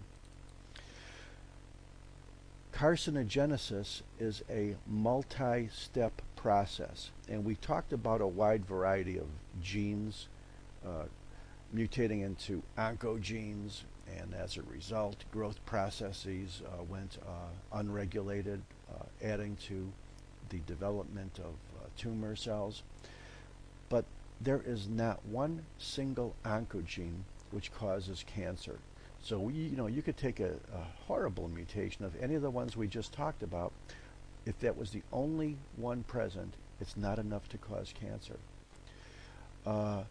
So in actuality, you probably need at least a couple of oncogenes and a couple of tumor suppressor genes must be involved before you can really get a development of a tumor. You might also kind of remember the gatekeeper / caretaker concept. The gatekeepers are genes and ultimately their products, which are a result in the process of tumors developing. So oncogenes, tumor suppressor genes. Now, caretakers are genes which are involved in DNA repair. So here you have genes which are letting in the cancer, and here are genes which are involved in checking things to make sure cancer doesn't develop. So if you want to think of that as a dual concept, you certainly can. And I want you to remember that the word progression is a very, very specific definition as well. It's basically the behavior of a cancer cell once it becomes cancer.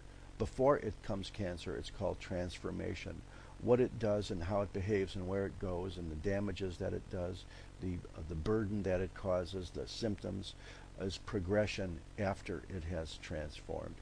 And some of those are due to things we talked about, angiogenesis, and related to the fact that once the tumor cell has become a tumor cell and it's progressing now through these various steps, it can also mutate, can't it? It can express a wide variety of cell types. It can become apoptotic, it could differentiate, or it could keep on multiplying if it's part of that replicative pool.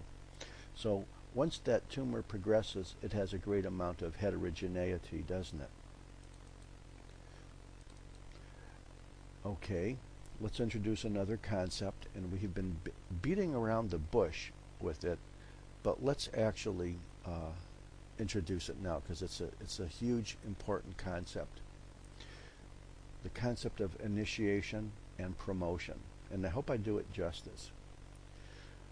We have been talking about processes which cause tumors. Okay, we've been talking about indirectly carcinogenesis and the processes, the proteins, the mutations which cause these tumor cells are called initiators.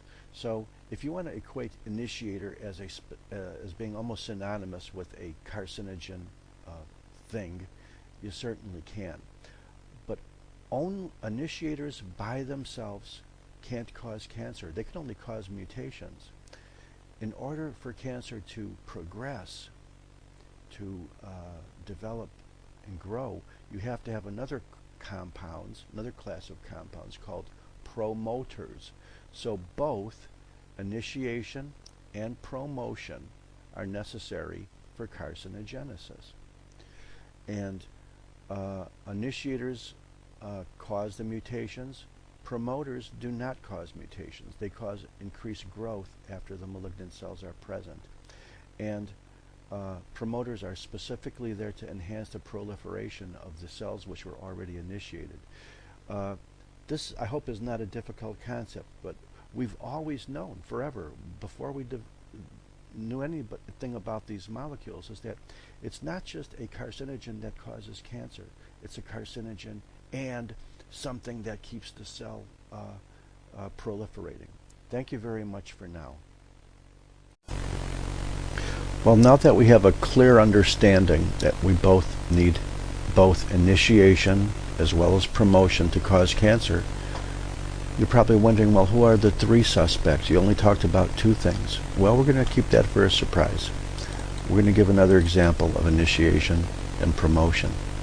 So theoretically, a carcinogen, because of its the metabolic activation of it, may bind to DNA, and if it does, the DNA is repaired, it'll be a normal cell. If it's not repaired, it may die. If the carcinogen is detoxified, it'll never bind to the DNA, will it? If the cell does not die, and if it is not repaired, remember we talked about cancer as being non-lethal damage, it may result in a permanent DNA mutation or lesion in an initiated cell. This is the process of initiation. Now that cell is promoted or multiplied by the process of promotion to be a pre-neoplastic clone. There may be further proliferation. Promoters are proliferators. There may be additional mutations, but at some point in time, there may be a malignant neoplastic cell, and that's going to be the cell which gives rise to the entire tumor, perhaps ultimately weighing several pounds. Okay, so I know you're still excited about who are the three suspects. Here we have a Kevin Spacey movie called The Usual Suspects, and the reason why I like to talk about the three usual suspects is because they are always mentioned on the list when you talk about inflammation or teratogenesis, immune suppression, general mutations, or neoplasia. And we all know what they are because we ran through them several times already. The three usual suspects for carcinogens are chemicals, radiation, and infectious pathogens. And in the case of cancer, it's usually viral infectious pathogens. These are the categories of carcinogens. These are the initiators. The carcinogens may work absolutely directly by virtue of their chemical structure, or these initiator carcinogens may be metabolized in the body to be carcinogenic. So you might want to make that distinction. Dimethyl sulfate, diepoxybutane, beta-propiolactone, these are all absolutely direct initiators. You put them on cells, they will initiate the cancer. Almost everything, almost all of the chemotherapy drugs, especially things like cyclophosphamide and chlorambucils, and the nitrosurias, these are also carcinogenic in themselves as well. Acylating agents such as 1-acetyl-imidazole, dimethyl carbamyl chloride, these are all direct initiators as well. The indirect ones can be called procarcinogens because they have to be metabolized by the body before they could do their work. And believe it or not, the category of things we call TARs, or the aromatic hydrocarbons, all those polycyclic, heterocyclic aromatic hydrocompounds, these are not direct, they're indirect, they're metabolized by the body, as well as the aromatic amines, the amides, the azodies. These are also procarcinogens as well. Normal organic compounds like aflatoxin causing hepatomas, griseofulvin, an antifungal, which is used as sometimes an anti-tumor agent itself, also is a procarcinogen. Interestingly, there's a compound called psychocin, which you might guess are from cycads, you know, those bugs. They can be metabolized as well and have been indicted as carcinogens. Safroles from sassafras, betel nuts, well known to cause oral squamous cell carcinomas. See, I had a little mistake there. I should have said SCC rather than BCC. These are all procarcinogens or carcinogens that have to be metabolized before they can be initiators. Let's look at another class of initiators. We know that nitrosamines, from nitrites and tars and amides are also in that category. Vinyl chloride doesn't easily fit into that category. Oh, they noticed that in a Goodyear rubber company in Kentucky, people that worked there were developing angiosarcomas. They traced it down to vinyl chloride. Many of the elements, the metals on the periodic table, nickel, chromium, absolutely known carcinogens, insecticides, fungicides, and of course the PCBs, which are blamed on destroying the environment and causing global warming. They also are indicted in causing cancer as well. If we go to the second part of carcinogenesis now, after the initiation of tumors, we have to talk about the factors which proliferate the cells after they have been in the transformation phase. And some of those, the biggest category of those are regular hormones. Hormones multiply cells, especially the steroid hormones. They act directly on the nucleus to cause cell proliferation as part of their normal job. So they can also act on cells that have been initiated as well. And promotion can only take place after initiation. A family of compounds called 4-ball esters, or TPAs, these also are known as promoters. Phenols, many drugs. And remember, initiated cells respond and proliferate faster to promoters than normal cells. So these promoters are going to be acting with much greater effectiveness on cells that have already been initiated, rather than non-neoplastic cells. The second biggest suspect is radiation. This is the second usual suspect.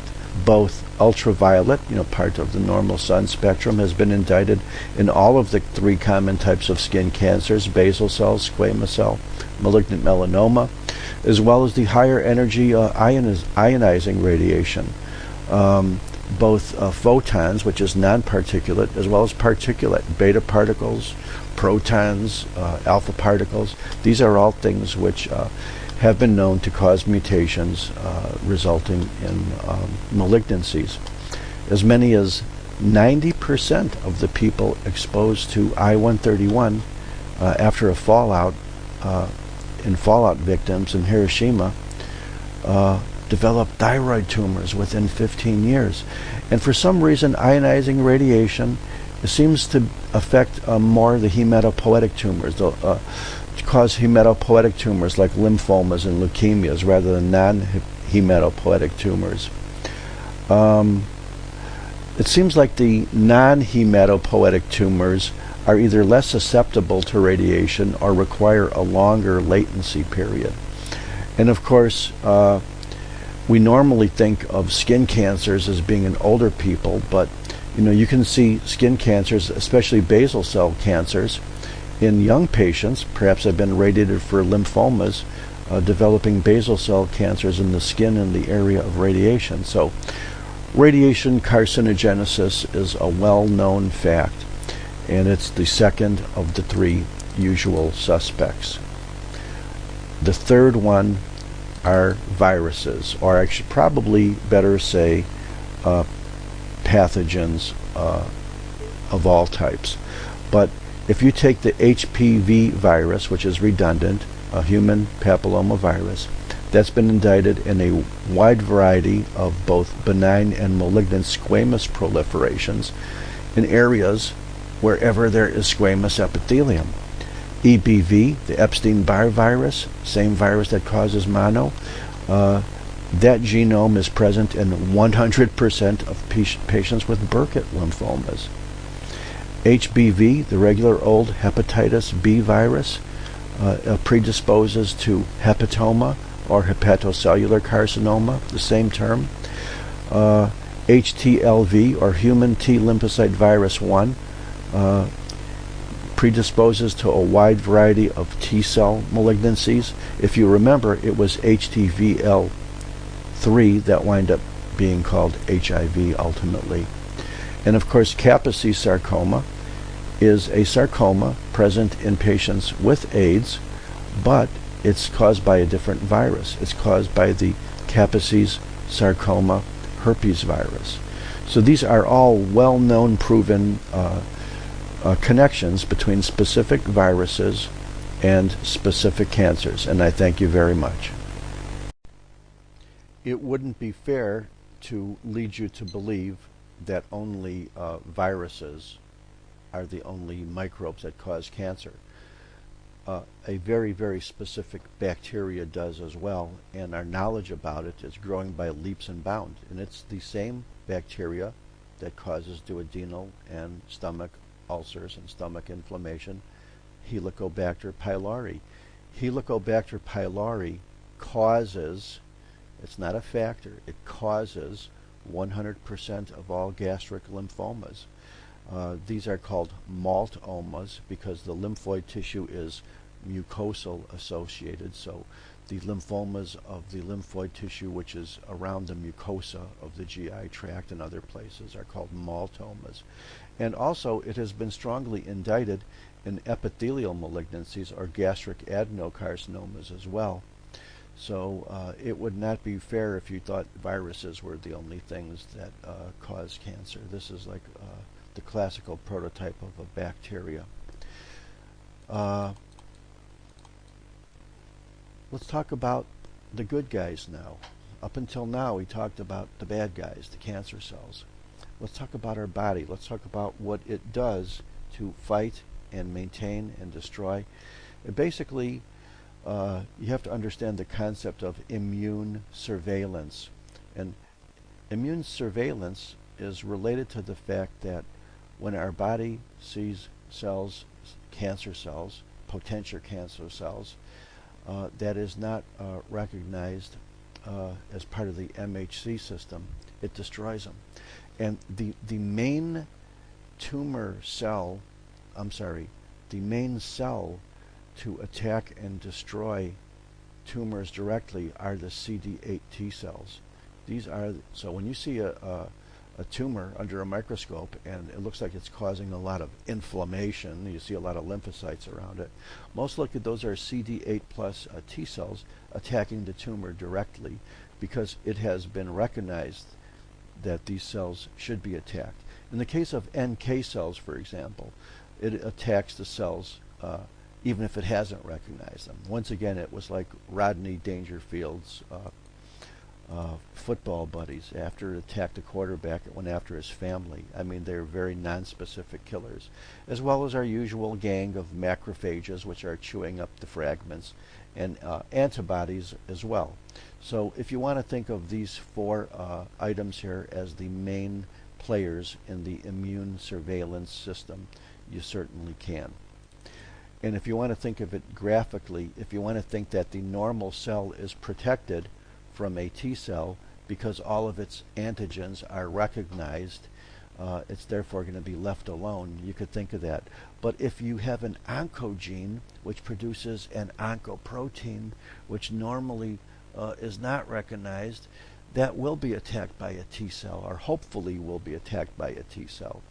On the other hand, you could have a mutated self-protein or an overexpressed self-protein being attacked by a T cell for the same reason.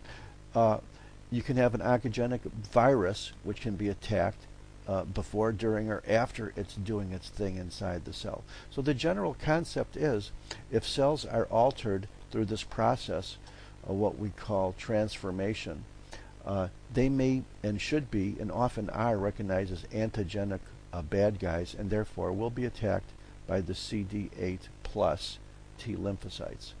And these are the main cells which are the main eliminators of tumor cells. But getting back to the bad guys again, they do a whole wide variety of tricks which may cause problems with immune surveillance. And the one thing they do is mutate. So if cells are normally being attacked, they can mutate in order to survive so as not to be attacked. It's all part of, evolution. You might have a tumor cell which has a decrease in MHC molecules on its surface and therefore less likely to be attacked as well. That's another mechanism. Also, there's the concept of co-stimulation molecules. As you know, in order for T cells to attack, they not only need antigens, but they need co-stimulation molecules. If there's a lack of them, you may have decreased immune surveillance. Immunosuppressive agents weaken any process, including immune surveillance. The antigen expressions on tumor cells may be masked by other compounds and therefore escape immune surveillance by that mechanism as well.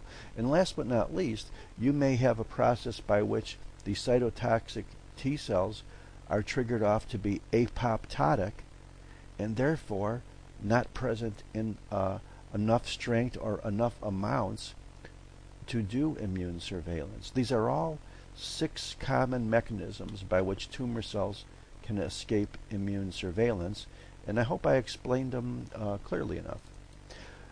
Another thing to remember is that once you have a tumor, a detectable tumor, an anatomic lesion, this lesion is growing. It will encroach, it will invade, it will put pressure on, it will destroy, it will infiltrate its neighbors. So a good knowledge of anatomy in terms of what is close to what would be a predictable prototype for what a tumor is going to do as it encroaches upon its neighbor. A tumor may also produce hormones and cause a physiologic syndrome. A tumor, in the process of destroying a blood vessel or weakening a mucosal surface by virtue of destroying a mucosal surface, may result in bleeding and infection as well. These symptoms may be quite acute as well. If a tumor ruptures an organ or it infarcts an organ, you can have a very acute syndrome or symptom acutely as well. And once again, if the tumor is at the point where it's metastatic, this metastatic lesion can once again do all the same things anatomically and physiologically that its apparent blob of tumor cells did as well. Another general symptom of widespread tumor is the concept of cachexia. Normally, when you have a reduced diet, you lose fat much more so than you would lose muscle. But in cachexia, there is a greater proportion to muscle loss with regards to fat. And we know that there are factors like tumor necrosis factor, which when they are doing their job, destroy tissues and result in cachexia. Interleukin-1s can do exactly the same thing. In addition, another factor called PIF, or proteolysis inducing factor, is expressed in greater amounts and activated in malignancies, and this has a similar effect of producing proteolysis. So these are some of the biochemical mechanisms to explain cachexia.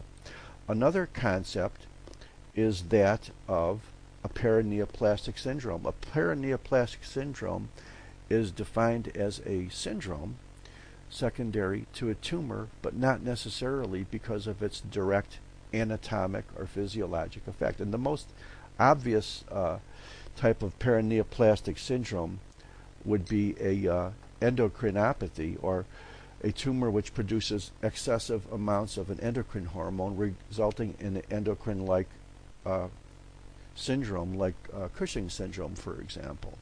A lot of the nerve and muscle degenerative disorders, like myasthenia, seen with lung cancer, can be regarded as a paraneoplastic syndrome. Skin conditions like acanthosis nigricans or dermatomyositis, these are often seen in malignancies, but not necessarily because of the direct effect of the malignancies. HPOA, or a hypertrophic pulmonary osteoarthropathy, overgrowth of the joint, seen with a lot of cancers, lung cancers.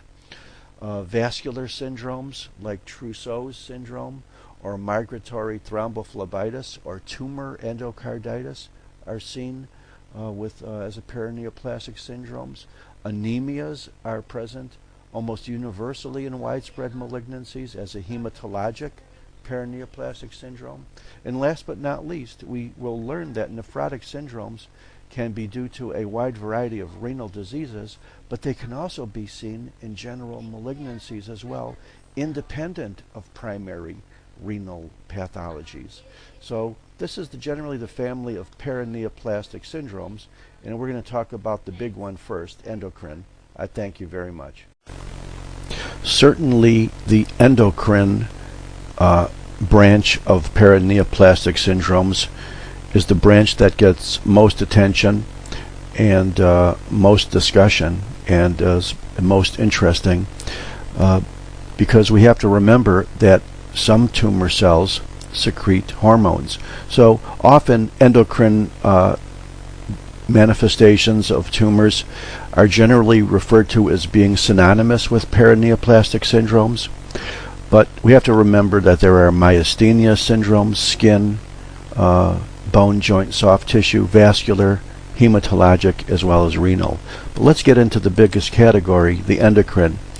And I'm not too sure if you could see this, and I don't need for you to see this. What I need for you to do is understand the concept. Here's the whole concept. Hormones or hormone-like substances. In some cases, more often than not, they're not the exact same amino acid sequence as the hormones. They'll just be similar to cause the effect. In some cases, they are precisely the same hormone, causing certain syndromes due to presence of those hormones are secreted in various types of tumors. And let's just try to understand the principle rather than memorize them all, unless that's what you'll love to do. Cushing's syndrome, we know, is due to too much corticosteroid secondary to ACTH or ACTH-like substances.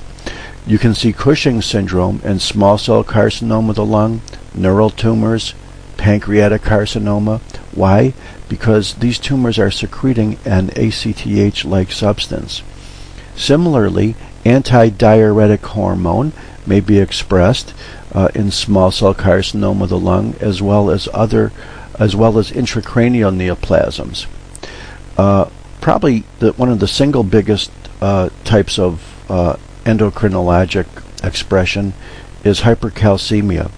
So when a patient with cancer gets high calcium, it's not always or even necessarily because of bone metastasis. Often it's because the tumor is expressing parathyroid hormone-like substances.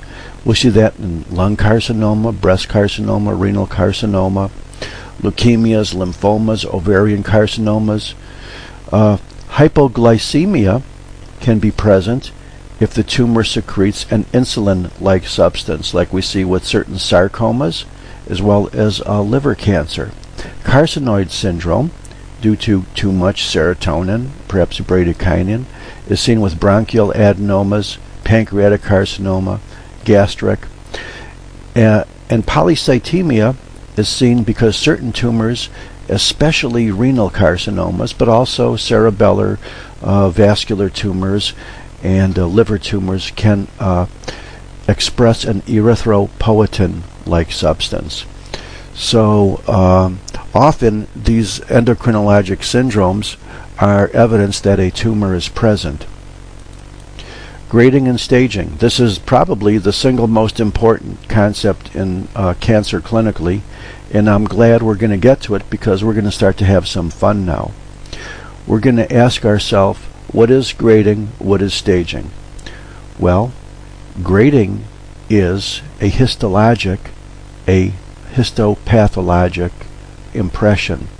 If the tumor cells of the tumor resemble the cells from which they arose, that's considered a low grade or a high degree of differentiation.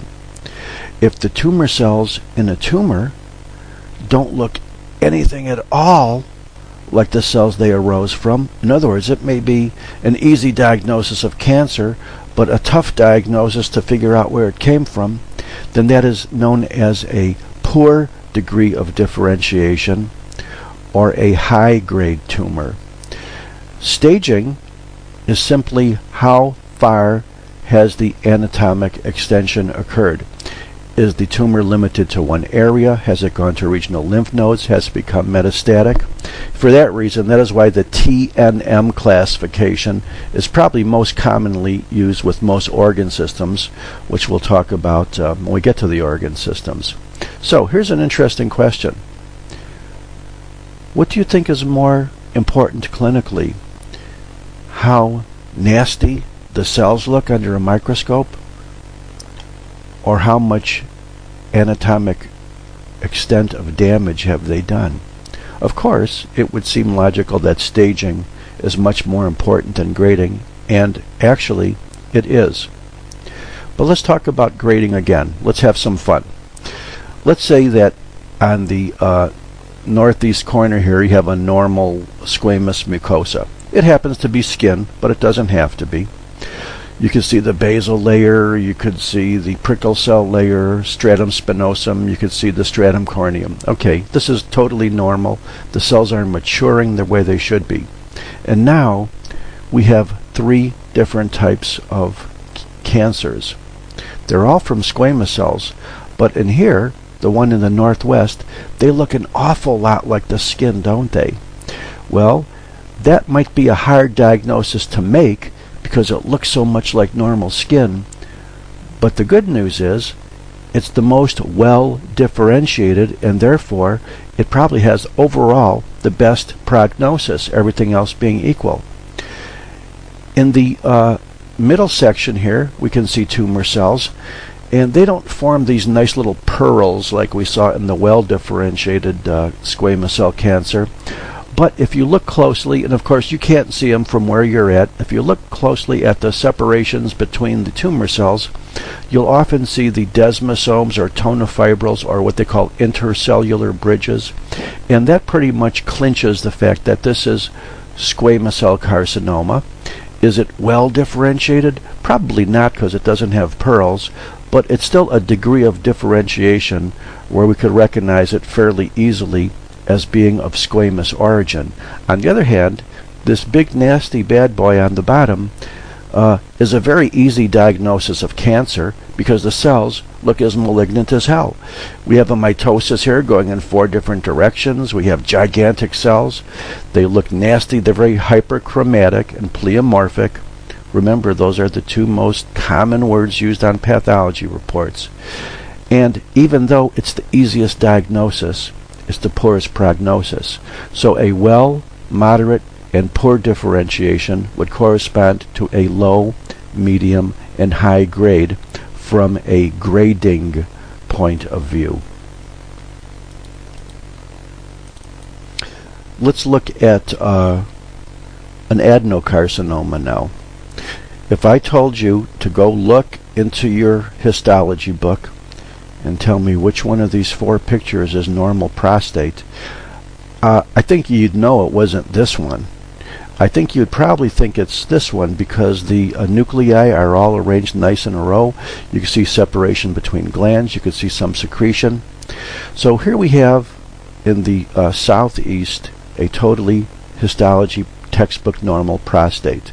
And what if I told you that the other 3 were cancers?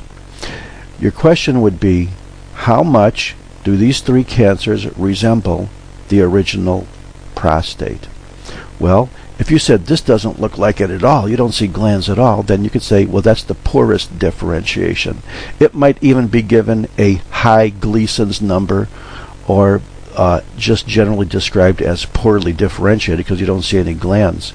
Up here, the glands look a lot like this, so it may be a tough diagnosis, but it's a better prognosis than the poorly differentiated one. And of course here in the northeast, they're not quite fully or nicely as differentiated as these. So the ultimate moral to this story is that if we have normal prostate here, here is a well differentiated, Here is a moderately differentiated, and here is a poorly differentiated adenocarcinoma. And in essence, these can be given numbers, a so-called Gleason's system, and that number can be manipulated and juggled and duplicated and talked about being in different areas. So you might wind up having a Gleason's number when you look at prostate tumors, which we'll get into later. Okay, I think we'll call it a day for now, and we'll finish up with the last couple of slides in the next 10-minute clip. Thank you very much.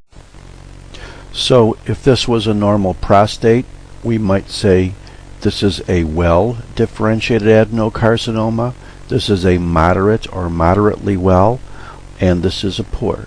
And if we wanted to put that in a pathology report, we might actually use the descriptive language going from the best differentiated degree of differentiation, which is called well, to the least best or the worst differentiated or the worst prognosis, in which the word poorly differentiated might be applied. Sometimes grading, especially in the older days, was given numbers or Roman numerals or letters, most likely numbers. And except for prostate, this numeric system doesn't seem to be too important anymore. In prostate, these numbers called Gleason's numbers are extremely important, though. Now, in terms of staging, the predominant staging system universally in the world and for most organ systems is the TNM, with T representing the degree of involvement or size of the tumor, N representing regional or other lymph node involvement, and M being metastatic. So, for example, a T1 tumor would be smaller or better prognosis than a T3 or a T4. Sometimes these numbers go up to 3 or 4. I've even seen them higher. Sometimes you'll see the term IS after a T, referring to the fact that the malignancy is in situ. Sometimes you'll see the subscript X after an N or an M, referring to the fact that the degree of node or metastatic spread is not assessed or unknown. Sometimes, especially with lymphomas, the staging is in terms of Roman numerals from 1 generally to 4. It doesn't go much higher than that. Sometimes it goes to 3.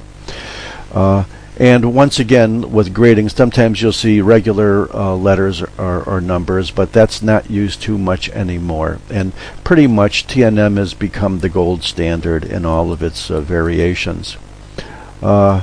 We diagnose cancers by biopsying them, looking at them, or perhaps scraping gently the cells from them, like in a pap smear, or sticking a needle into the tumor and looking at the aspirate of that. And generally, the fine needle aspirate has like mushroomed over the past generation or so in terms of utility and convenience and diagnostic accuracy. But generally, these are the common ways. Another thing that has mushroomed over the last generation or two has been the concept of immunohistochemistry. And to make a long story short, immunohistochemistry or immunochemistry or immunoperoxidase, which it was called in the old days, is basically a way to stain antigens on tumor cells. That's all that it is. So if you have a very undifferentiated tumor and you don't even know whether it's a sarcoma or carcinoma, for example, you might want to stain it with classical epithelial or stromal markers to find out where it came from. Sometimes you could actually figure out what organ it came from too. Often you can't. Not all organs have specific antigens. Also, immunochemistry is used extensively in the classification of leukemias and lymphomas. And the things that are stained are often called markers as well. Sometimes If you want to know whether a tumor will be responsive to estrogen or progesterone, you can do immunohistochemistry to find out whether that tumor is ERA positive or estrogen receptor positive or PR positive. So these are the 4 common reasons for using immunohistochemistry, which is very, very much welcome diagnostically, medical legally, but usually not needed to be done in straightforward tumors. And speaking of tumor markers, let's introduce the concept that certain tumors, once again, express certain compounds. We saw in the case of hormones, tumors are expressing endocrine compounds. Some tumors express antigens, which are called oncofetal, and that might be seen with, for example, a CEA or an AFP from a GI or a liver cancer. AFP standing for alpha fetoprotein, CEA standing for carcinoembryonic antigen. Sometimes the tumor markers are isoenzymes like PAP or prostatic acid phosphatase. You could guess that this would be from a prostate tumor, or NSE, neuron-specific enolase. You might expect that this isoenzyme might be from a neural type tumor, like a neuroendocrine tumor, like a small cell carcinoma. Certain proteins, like PSA, prostate-specific antigen, can be expressed by tumors. Certain glycoproteins like CA125, notoriously with ovarian cancer, other CA glycoproteins as well. And of course, some of the tumor markers can actually be the measurement of the proteins that are coded for by the specific oncogene. So we can measure the P53 gene or the P53 protein, and the same with RAS as well. Now, the most important to remember, however, is that these tumors may express these substances where they can actually be measured in the blood, but they may not be in high enough quantities to be measured in the blood. So often you would have to take these tumors and stain for these specific things by looking at the tissue itself. So just because a tissue, for example, might be positive for PSA, that doesn't mean that it's going to be as high enough to have blood levels. And also remember another thing, most or many of these things are not perfectly specific for tumors. They're often expressed by the normal tissue itself, so hardly any of these things would be recommended as screening tests. But what they are very, very valuable for is to look at the follow-up of a therapy. For example, if somebody has had prostate cancer and their PSA levels has been low after surgery, after radiation, after chemo, and all of a sudden there's a significant increase or rise, then that might be an indication that the tumor has recurred, even if there is no other anatomic evidence by the usual diagnostic or radiologic modalities. And last but not least, it wouldn't be fair if we didn't talk a little bit about microarrays. And I'll have to admit that I am pretty ignorant on this technology. I had to do a lot of reading about it. And it's been said that in the future, tumors will be diagnosed not under a microscope looking at cells, but by taking those tumors and putting them onto these little microchips, which have many thousands of gene fragments on them in different tiny areas, or oligonucleotides, and then to see what specific genes are expressed or not expressed. Well, the people who say that the pathologists aren't going to have any microscopes anymore are usually the people that never spent their life devoting their lives to the art of being able to recognize things under the microscope. But there's no doubt that in the future microarrays will be very, very good for both diagnosis as well as a treatment. Right now it's in its infancy stage. Probably by the time you're teaching pathology, It may very well replace much of what we do in microscopy. And this is the end of the single biggest chapter for general pathology, the chapter on neoplasia. And, like Sarah Palin, I felt like I basically survived it, and I learned a lot of new things. I wish I really, really, really knew a lot more about it. I don't feel like I conquered this chapter. I felt like I adequately presented it in a decaffeinated kind of way, but that's really for you to decide. So once again,